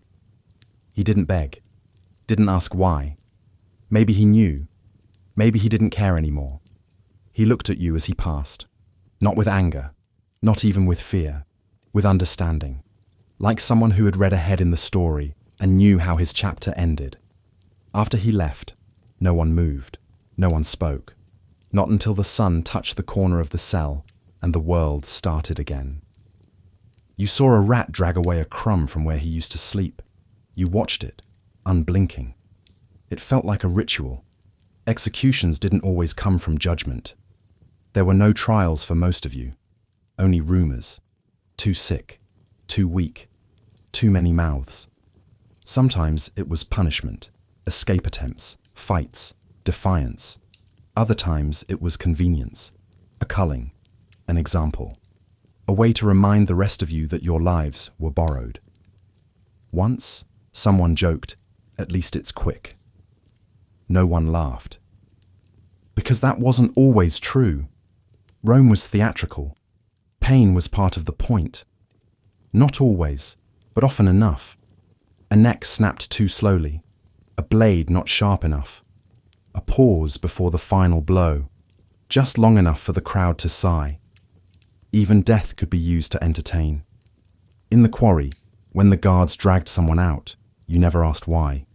Questions were dangerous, so was caring too much. But you couldn't stop your eyes from following the trail, couldn't stop your ears from straining for the thud. Sometimes you heard it, sometimes you didn't. Sometimes it came at dawn, other times, dusk. Unpredictability was part of the fear. You learned to recognize the condemned, the ones they looked at too often, or not at all. The ones whose names started to disappear from the roster. The ones given easier tasks one day, as if to let them walk lighter. Just once. Mercy, Roman style. A final comfort before the end. You saw one man fight back. He kicked, bit, spat blood. They beat him until he stopped moving, then dragged him away anyway. You never knew if he died from the beating or the blade. but the silence he left behind lasted longer than his noise. Another time, it was a woman. She smiled as they took her. A real smile, as if she had been waiting. Her hands didn't shake. She looked up at the sky, blue, cloudless, and whispered something. Maybe a prayer, maybe a farewell, maybe nothing. You didn't hear the words. Only the hush that followed. Not all deaths were formal. Some simply collapsed, from exhaustion, hunger, infection. They didn't always get buried. Sometimes the body lay for a while. A guard would cover the face. Later, someone would come. Not to mourn, to clean, to replace. That was the most Roman thing of all. Replace, don't grieve. You started measuring your life in meals survived, in mornings when the scent didn't rise, in nights when no names were called. Hope shrank to fit the shape of routine. Once they took someone by mistake, a man who had the same name or number as another. He screamed, swore he wasn't who they thought. They didn't care. They dragged him anyway. The next day, the real one returned from a task. Confused. The guards laughed, then called his name too. That night, no one slept. You all waited for the next mistake. You breathed shallow, afraid your breath might be noticed. One morning, the air was clean. No scent. No whispers. No missing footsteps. You dared to believe it would be a normal day. You even smiled, just a little, when the sun warmed your face. But by noon, someone dropped a tool. A guard snapped. A punishment became an execution. Just like that. The sun kept shining. The dirt still clung, and Rome rolled on. You stopped believing in signs, in patterns, in safety. Death had no rhythm here, only presence.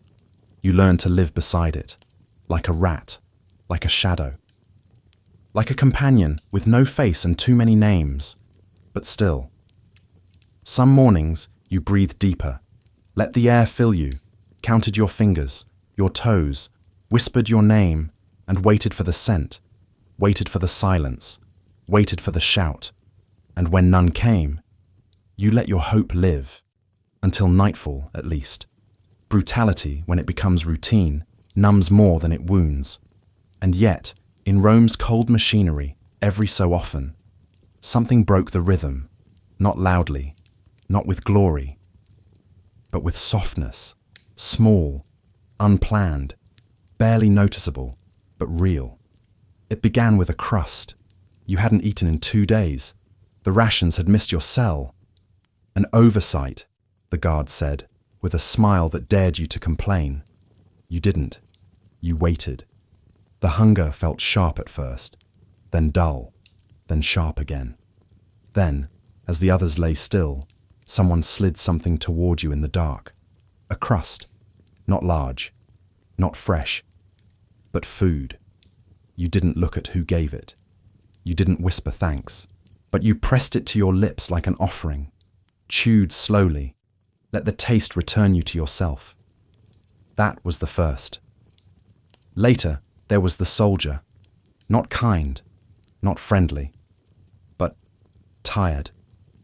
You could see it in the way his shoulders sagged beneath his armor, in the way he avoided the eyes of the captives. He barked orders like the rest. He hit when expected.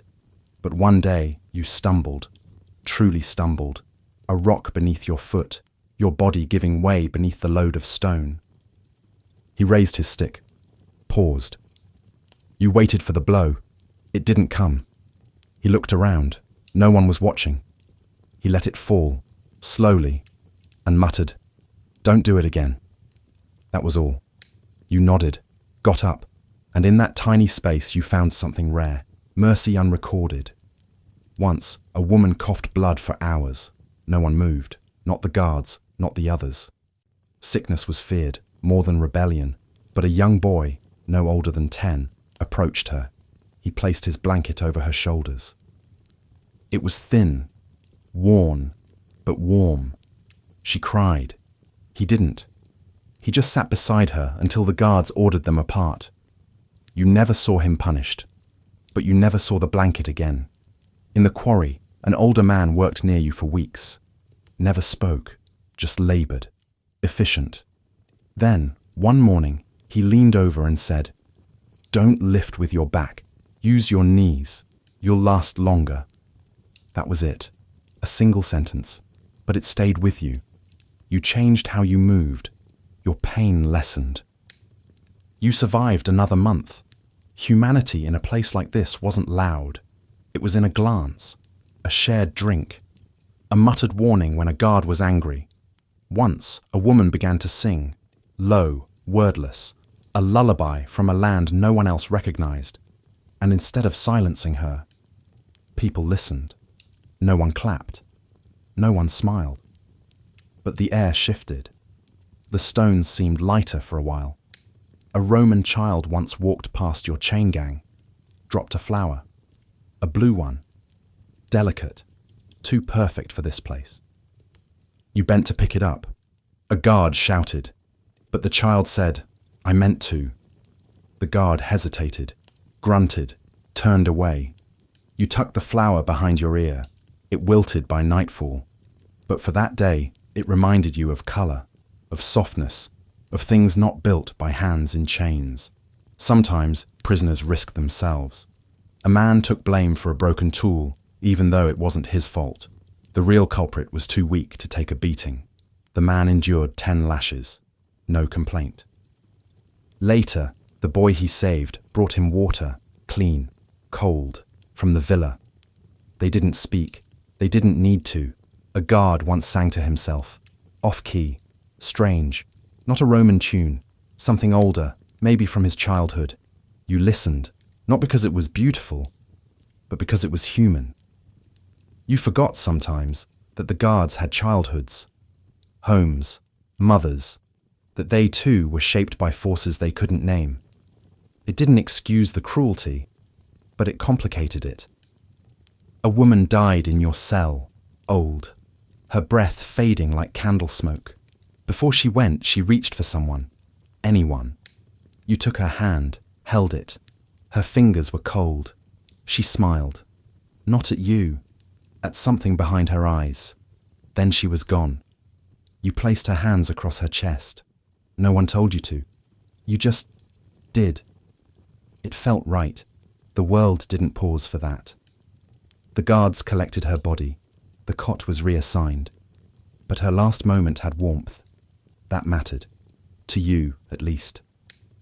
Kindness didn't change your fate. It didn't loosen your chains. It didn't make the stones lighter or the food sweeter, but it made the space between suffering more bearable, more human.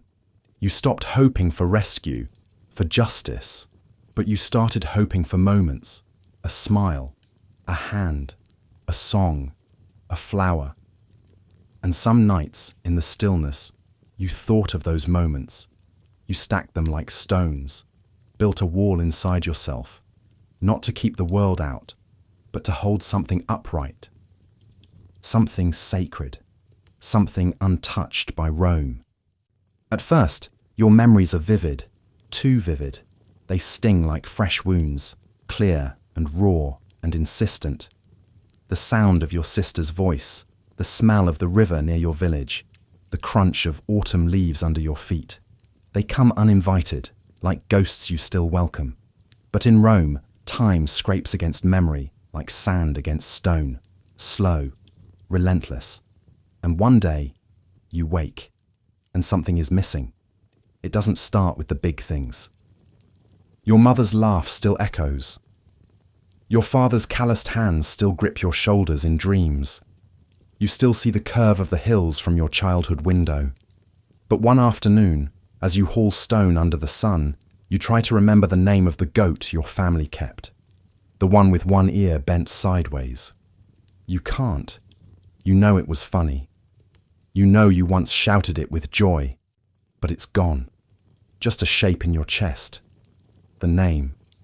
Vanished. And with it, something breaks. Something small, but sacred. Later you forget the face of your cousin. You see her dancing in a festival, her feet bare, the sun in her teeth, but her face is blurred.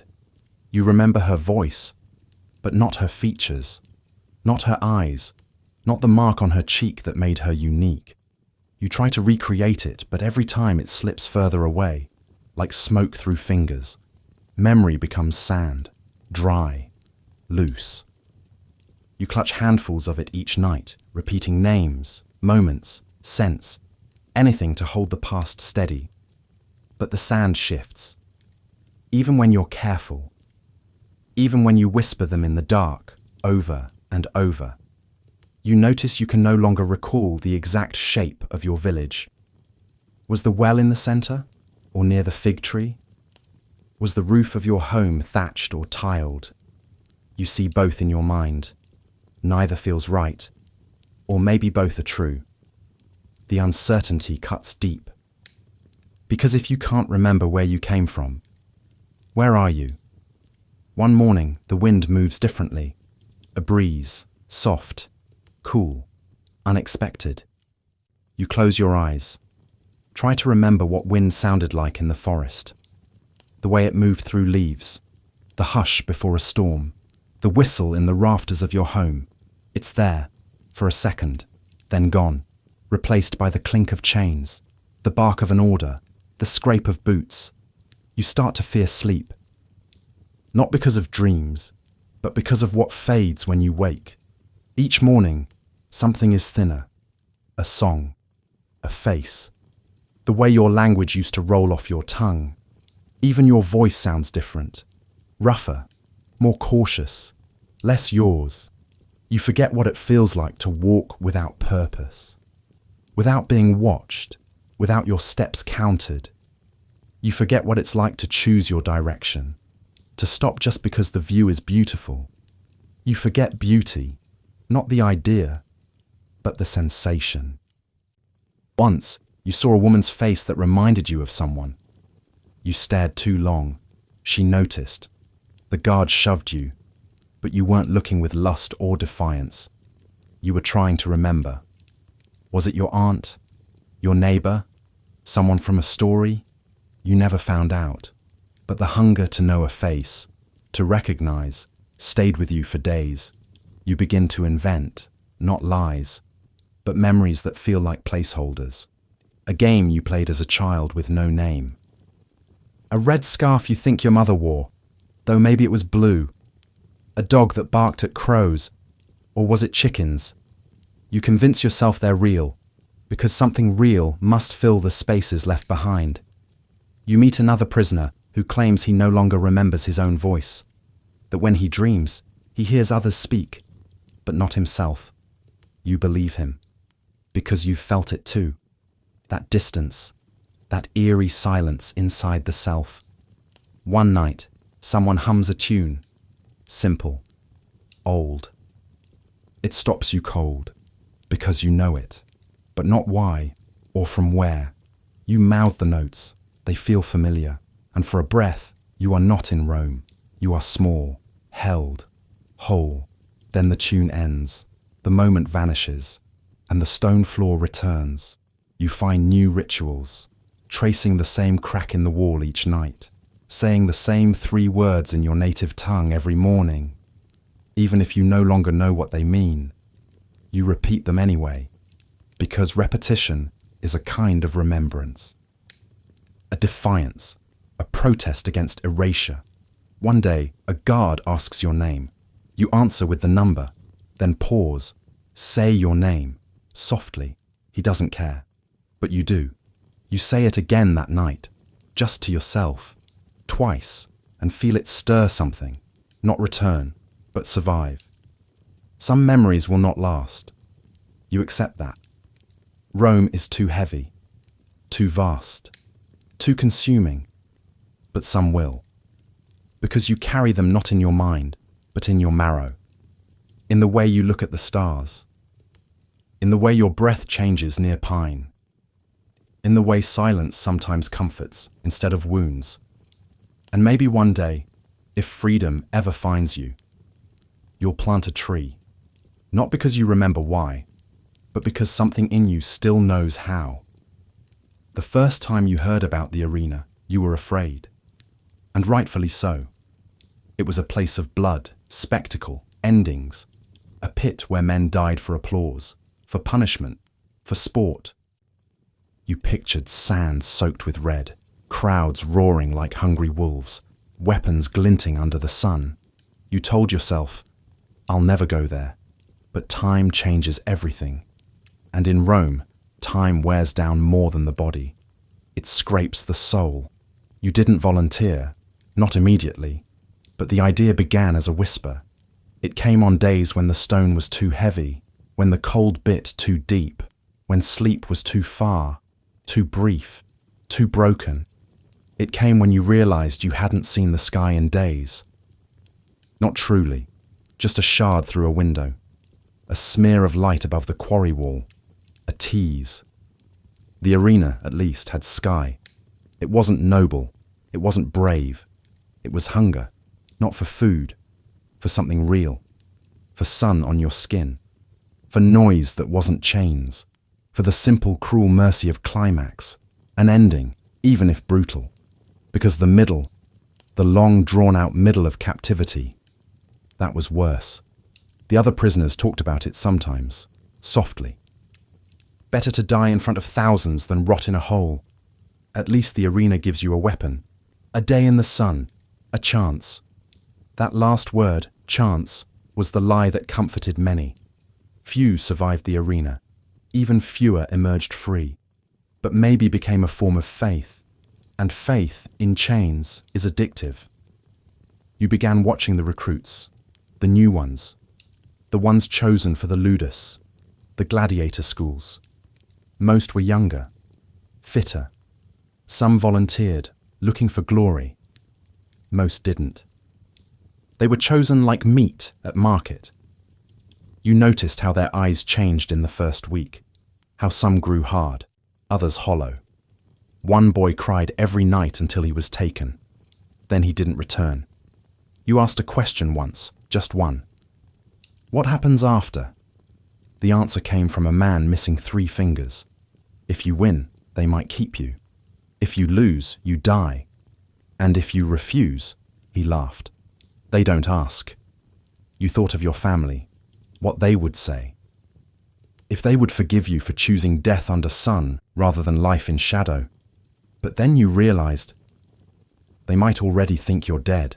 You might already be. This husk, this number, this tool, was not the sun they knew. One day, a list was read. Names, numbers, yours among them. A pause, a nod. You go to the arena. No ceremony, no judgment, just logistics. You didn't protest, didn't beg. You stood and walked. The training yard was brutal, less about form, more about obedience.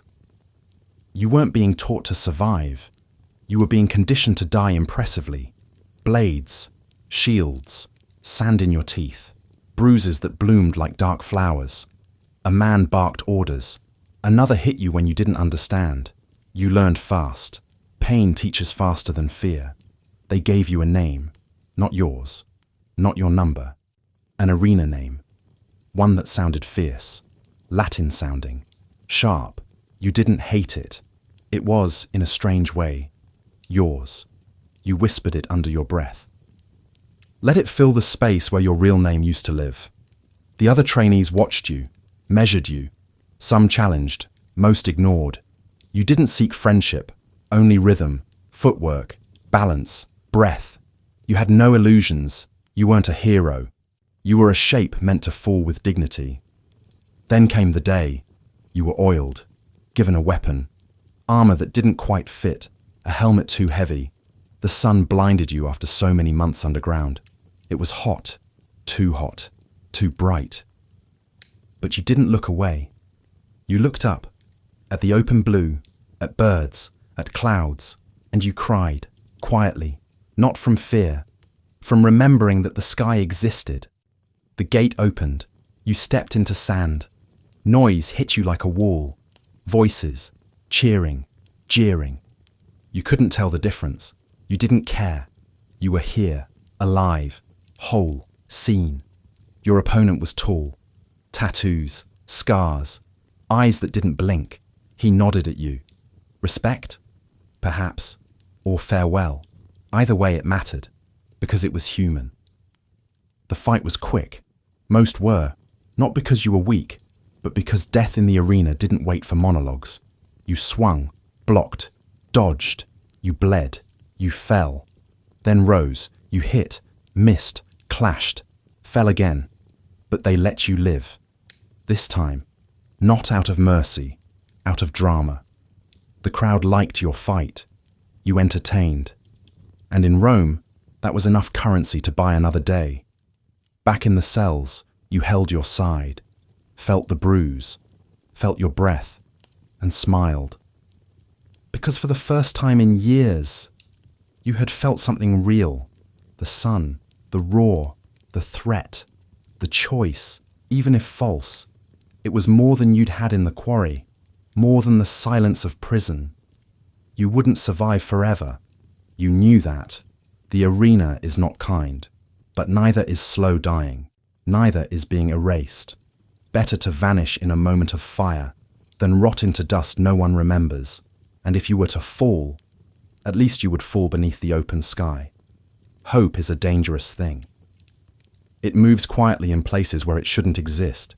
It slips through cracks, hides in whispers, builds in silences. And once planted, it grows, even in the darkest soil. You had buried hope long ago. But escape, that was something else. Not hope, not yet. Just a thought. It came to you on a night colder than most. The kind of cold that gnawed on bone, that pressed you into yourself, and made you forget you had once been warm, once been held. A guard fell asleep early. His torch slipped from his hand. The corridor dimmed, and for the briefest moment, everything was still. That stillness was the spark, not the torch, not the guard. The stillness. The next day, you said nothing, but you watched. Every path, every gate, every turn of the keys, every lapse in focus, every rhythm in the change of guards. You counted steps, measured time by birdsong, by shadows, by hunger pangs. The world, once just a backdrop to pain, became a map. And you studied it. You couldn't do it alone. You knew that. But trust was rare, and risk was poison. You said nothing for weeks, but then came the cough. A fellow prisoner, young, smart, quiet, collapsed from fever. You helped him stand. That was the test. He passed. That night, he asked, "Why did you help?" You didn't answer. He said, "I won't forget." And you knew. He would be your second.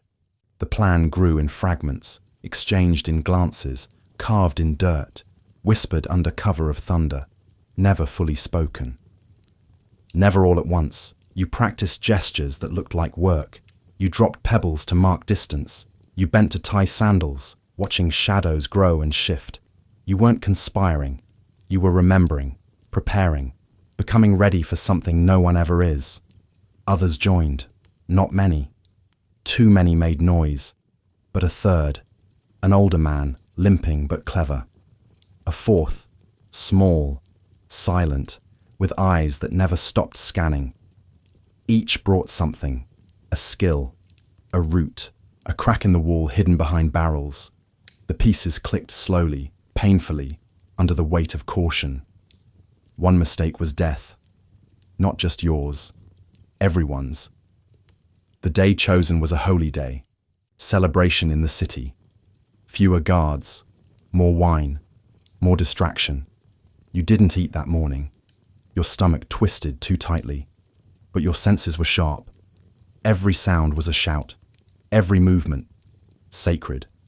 You wore your calm like armor, lifted stone as usual, grunted, sweated, waited. Then, at dusk, the nod. You moved, not fast. Fast is suspicious.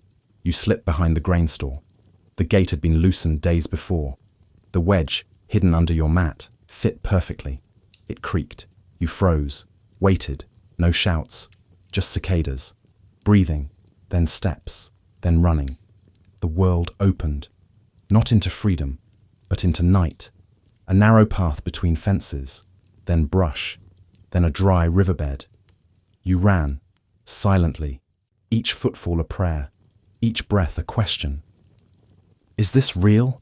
Is this happening? Are we going to die? Are we already dead? You didn't speak. You couldn't. One word would break the spell, and so you moved like ghosts, chased by the fear of being seen. An hour passed, then two. Your lungs burned, your feet bled. The fourth fell. A branch snapped.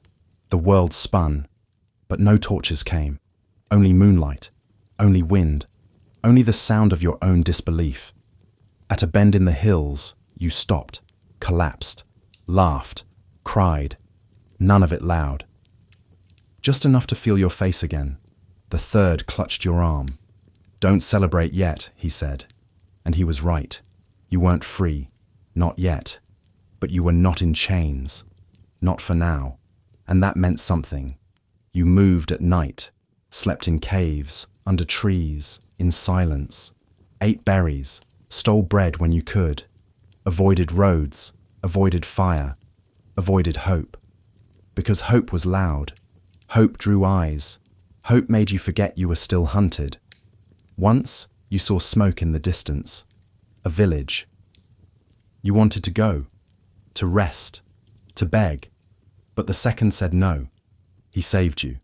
That village turned in runaways 2 moons ago. The soldiers arrived with dogs. Another time, you crossed a stream. Cold, clear. You hadn't felt water on your face in weeks. You fell to your knees, drank, washed, wept, not from joy, from shock. You had forgotten what cold felt like when it wasn't punishment. The older man didn't make it. His leg worsened. Infection spread. He stopped walking. He told you to leave him. You didn't want to, but he made you. Freedom only matters if someone reaches it, he said. You buried him under stones, said his name, said yours, a ritual of the nearly living. You reached the edge of a forest, beyond it, another province, fewer Romans, more traders, different dialects, new danger, new possibility. The second said, "We're close." You didn't believe it, but you kept walking, because that's what you did now. You walked, away from Rome, toward a horizon that might be a lie. But at least it was yours. You never stopped fearing the sound of dogs, the glint of bronze, the word captivus shouted from behind.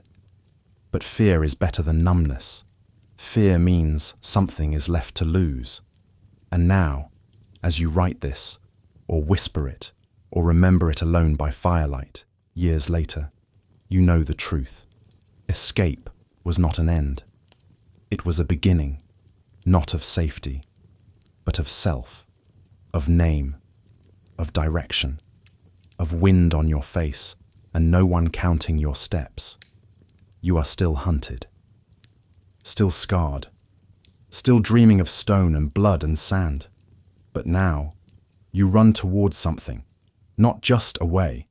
They say Rome is built on discipline, but what they mean is punishment, and not just for disobedience, but for dreaming, to want more than your chains, to long for sky, to imagine yourself outside their walls, is to invite pain, and if you dare to act on that longing, Rome will teach you that hope has a price, and it collects with interest. You were caught, not you. Perhaps someone like you. Maybe you lasted a day, a week, a season. But eventually your step stumbled. A dog sniffed. A boy recognized your face. Or the wrong person offered water, and the next hour came in chains. They brought you back through the same gate you had once left behind, but it looked different now, narrower, hungrier. They didn't beat you immediately. Rome was patient with revenge. First, they paraded you, through streets that watched you fail. Children pointed. Citizens muttered, "Stupid." You heard one say, "They never learn." The words cut deeper than lashes. because they weren't angry.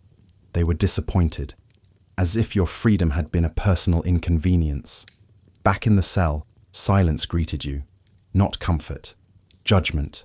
Others knew, not the details, just enough, that you tried and failed. Some envied you, others feared you. One spat in your direction, muttering, "Now they'll make it worse for all of us." He was right. Punishment came in parts. Not all at once. First, food was taken, water rationed. Your hands were tied, not for control, but for humiliation. A week like that. Then came the tools. A rod, a lash, iron. They didn't ask questions. What route did you take? Who helped? None of that mattered. This wasn't about knowledge. This was about theatre, control, correction. Your screams were not evidence. They were warnings. The first strike surprised you. Not the pain. You expected that. But the calm. The way the guard adjusted his grip. The way he exhaled. Focused. It wasn't rage. It was practice. Like carving stone. Like slicing bread. You bled early. They liked that. Blood meant the punishment was working.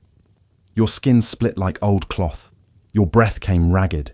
They didn't care. You stopped trying to scream. Not out of strength, because your voice left you. Afterward, you lay in the dust. Alone. Unmoving. Even the rats kept distance. Pain filled everything. There was no room left for thought. But thought came anyway. Quiet. Slow. Not regret. But memory. The sound of the stream you crossed. The stars that night. The taste of stolen bread. And above all, the feeling of choosing your steps. Even briefly. You didn't wish you hadn't tried. You wished you'd been faster. Luckier. Born elsewhere. Recovery was slow. They didn't want you dead. Just broken. You were useful still. Even cracked. Especially cracked. A reminder. A lesson. A story the guards could point to and say, "See, this is what happens." Some days you couldn't move. Others, you were forced to. Work returned. Not hard labor, yet, but enough. Enough to keep you breathing. Hurting. Needing them. Rome didn't want corpses. It wanted obedience. The others avoided your eyes. Not cruelty. Fear. You had touched the outside. And Rome feared contamination. Hope is infectious. So they isolated you. Turned you into a fable. A caution. A failure. You began talking to yourself. Softly. Recounting your steps. Your path. Your plan. Your fall. Over and over. Not for clarity, for ownership. It was still your story, even if it ended in blood. Weeks passed. Scars formed. Muscles tightened. Your strength returned, but not the same. You moved differently, more careful, less visible. You stopped whispering plans, stopped watching guards. But inside, something still stirred. Not hope, not yet, but its shadow. The part of you that wouldn't die. Even when Rome tried. One night, a new prisoner arrived. Young, eyes full of question. He looked at you, whispered, "You tried, didn't you?" You didn't answer. He nodded anyway, then said, "I'll wait." That was all. But it cracked something open, because he saw you, not as failure, but as someone who had. And that mattered. You dreamt of freedom again. But now, your dream included pain, wounds, heat, chase. Still you dreamed, because Rome had punished your body. But it hadn't reached your root, the part that still ran, even in chains. And perhaps one day, you would run again, not for escape, but for the simple act of moving where you chose. And if they caught you, so be it. Because freedom, even imagined, was sweeter than obedience well fed. You'd stopped expecting your name to return. After so many months, maybe years, of silence, of numbers and nicknames and being referred to in the third person, your name had become a kind of ghost. It lingered in the corners of your thoughts but never stepped forward. No one spoke it, not even you, until the day you saw it again. It wasn't carved with care. No ceremony, no garland or candle or tear. Just scratched, roughly, into the plaster of a holding cell wall, among layers of other marks, other scribbles, tallies, curses, prayers, nonsense. But there it was. 4 crooked letters, your name, your real name, not the Roman mockery, not the number, yours. At first, you thought you imagined it. You blinked, traced the letters with your eyes, touched them with trembling fingers. They were real, fresh enough to be recent, worn enough to have been here a while. You looked around. The others were sleeping, or pretending. The guard hadn't noticed. No one said anything, but your chest heaved like it hadn't in years. Your throat burned with something older than thirst. Recognition. Someone remembered you. Someone, somewhere, whispered your name when you weren't there to answer. Someone took the risk to write it, to etch it into the empire's wall like a crack in the stone, like resistance, like love. It could have been anyone, a cellmate from long ago, a villager taken after you, a cousin, a lover, a friend who survived longer, or less. It didn't matter. What mattered was, you had not disappeared, not completely, not yet. The act itself was everything. To name someone in a place meant to erase them, was to defy the system, to scream without sound, to drag the personal into a space built for uniformity. You leaned closer, breathed the dust, smelled old lime, sweat, mildew, but beneath it, you swore you could smell earth, home. The name was misspelled, just barely, 1 letter backwards. It made you smile, not mockingly, but tenderly. They hadn't forgotten. They just had to remember in fragments, and that was enough. That night, you dreamed in full colour, of a meal shared on a hillside, of feet in a cold stream, of someone saying your name, gently, like it mattered. You woke with tears drying on your cheeks. It had been a long time since tears came for anything but pain. You didn't tell anyone. The name was a secret, a seed. You touched it again before being moved the next morning, softly, as if it could crumble. You whispered thank you, not knowing who would hear, or if anyone could. In the new work group, you were silent again, but something had changed. The way you stood, the way your eyes scanned the horizon, not for escape, for meaning. The world was still Rome, still chains, still routine, but now you were not entirely alone inside yourself. Days passed, then weeks, another transfer, another cell, another stone to carry. But in every new place you looked, not for freedom, not for weapons, for walls, for names. Sometimes you found others, words in other languages, little carvings, initials, sketches, symbols, once a crude bird, another time a pair of hands. These were not decorations, they were lives, stories, proof, and one day you began to scratch your own, not big, not boastful, just quiet, tucked beneath a brick where moss grew. You wrote it slowly, hands shaking, the tool dull, but it stayed, and after, you felt lighter, as if finally you'd been introduced to yourself again. From that moment on, you kept scratching, wherever you could. On a cart beam, on a low wall, behind a stair, not just your name, others, people who had passed beside you. Arsaces, the old woman who died with her hand in yours, the boy who dropped a flower. You remembered them, not with grief, but gratitude, because they helped you remain.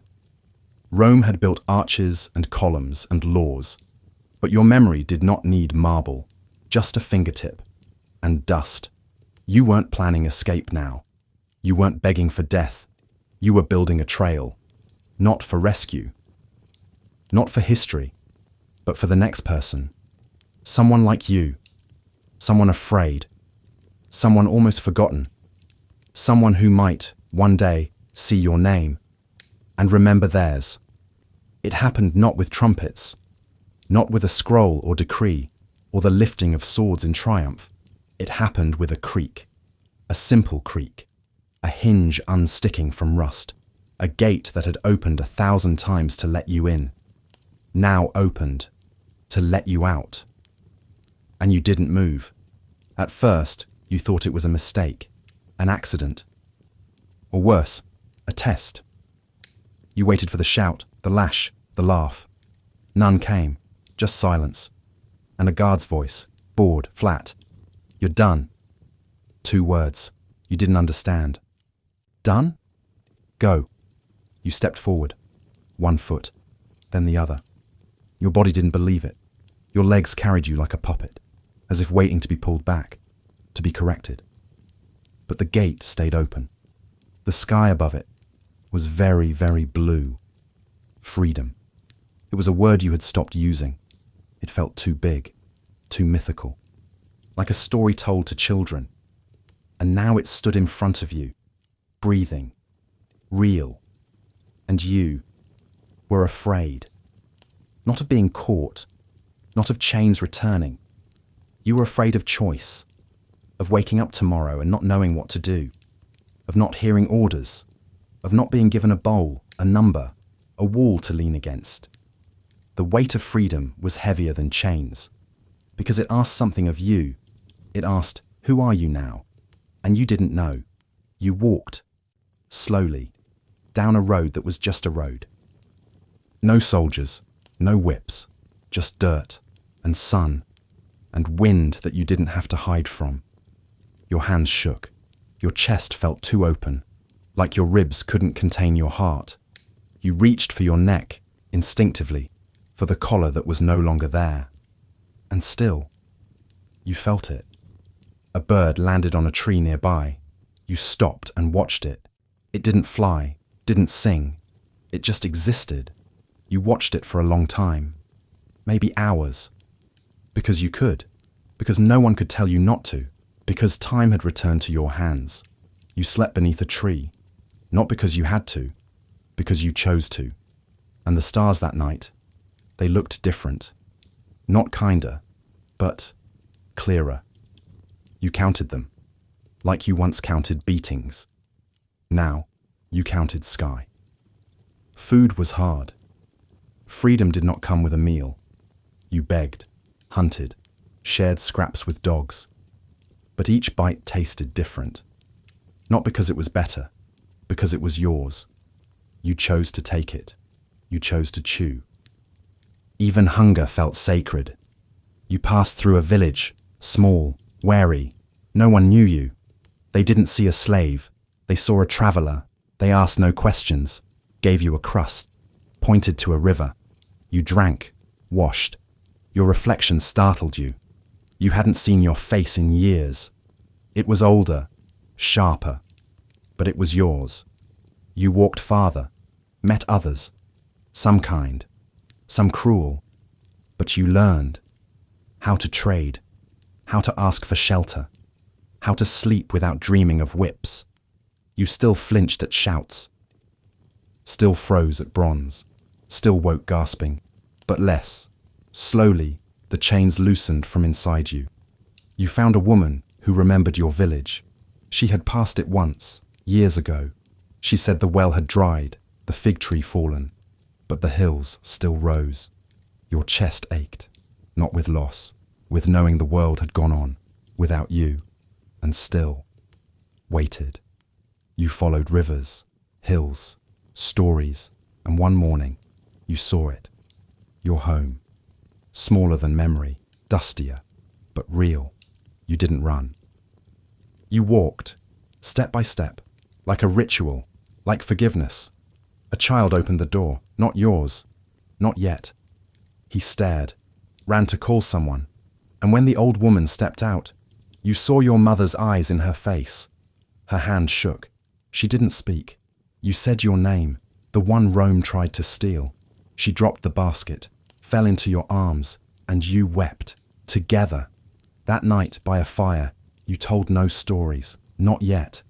There were no words for what Rome had taken, but your silence was full.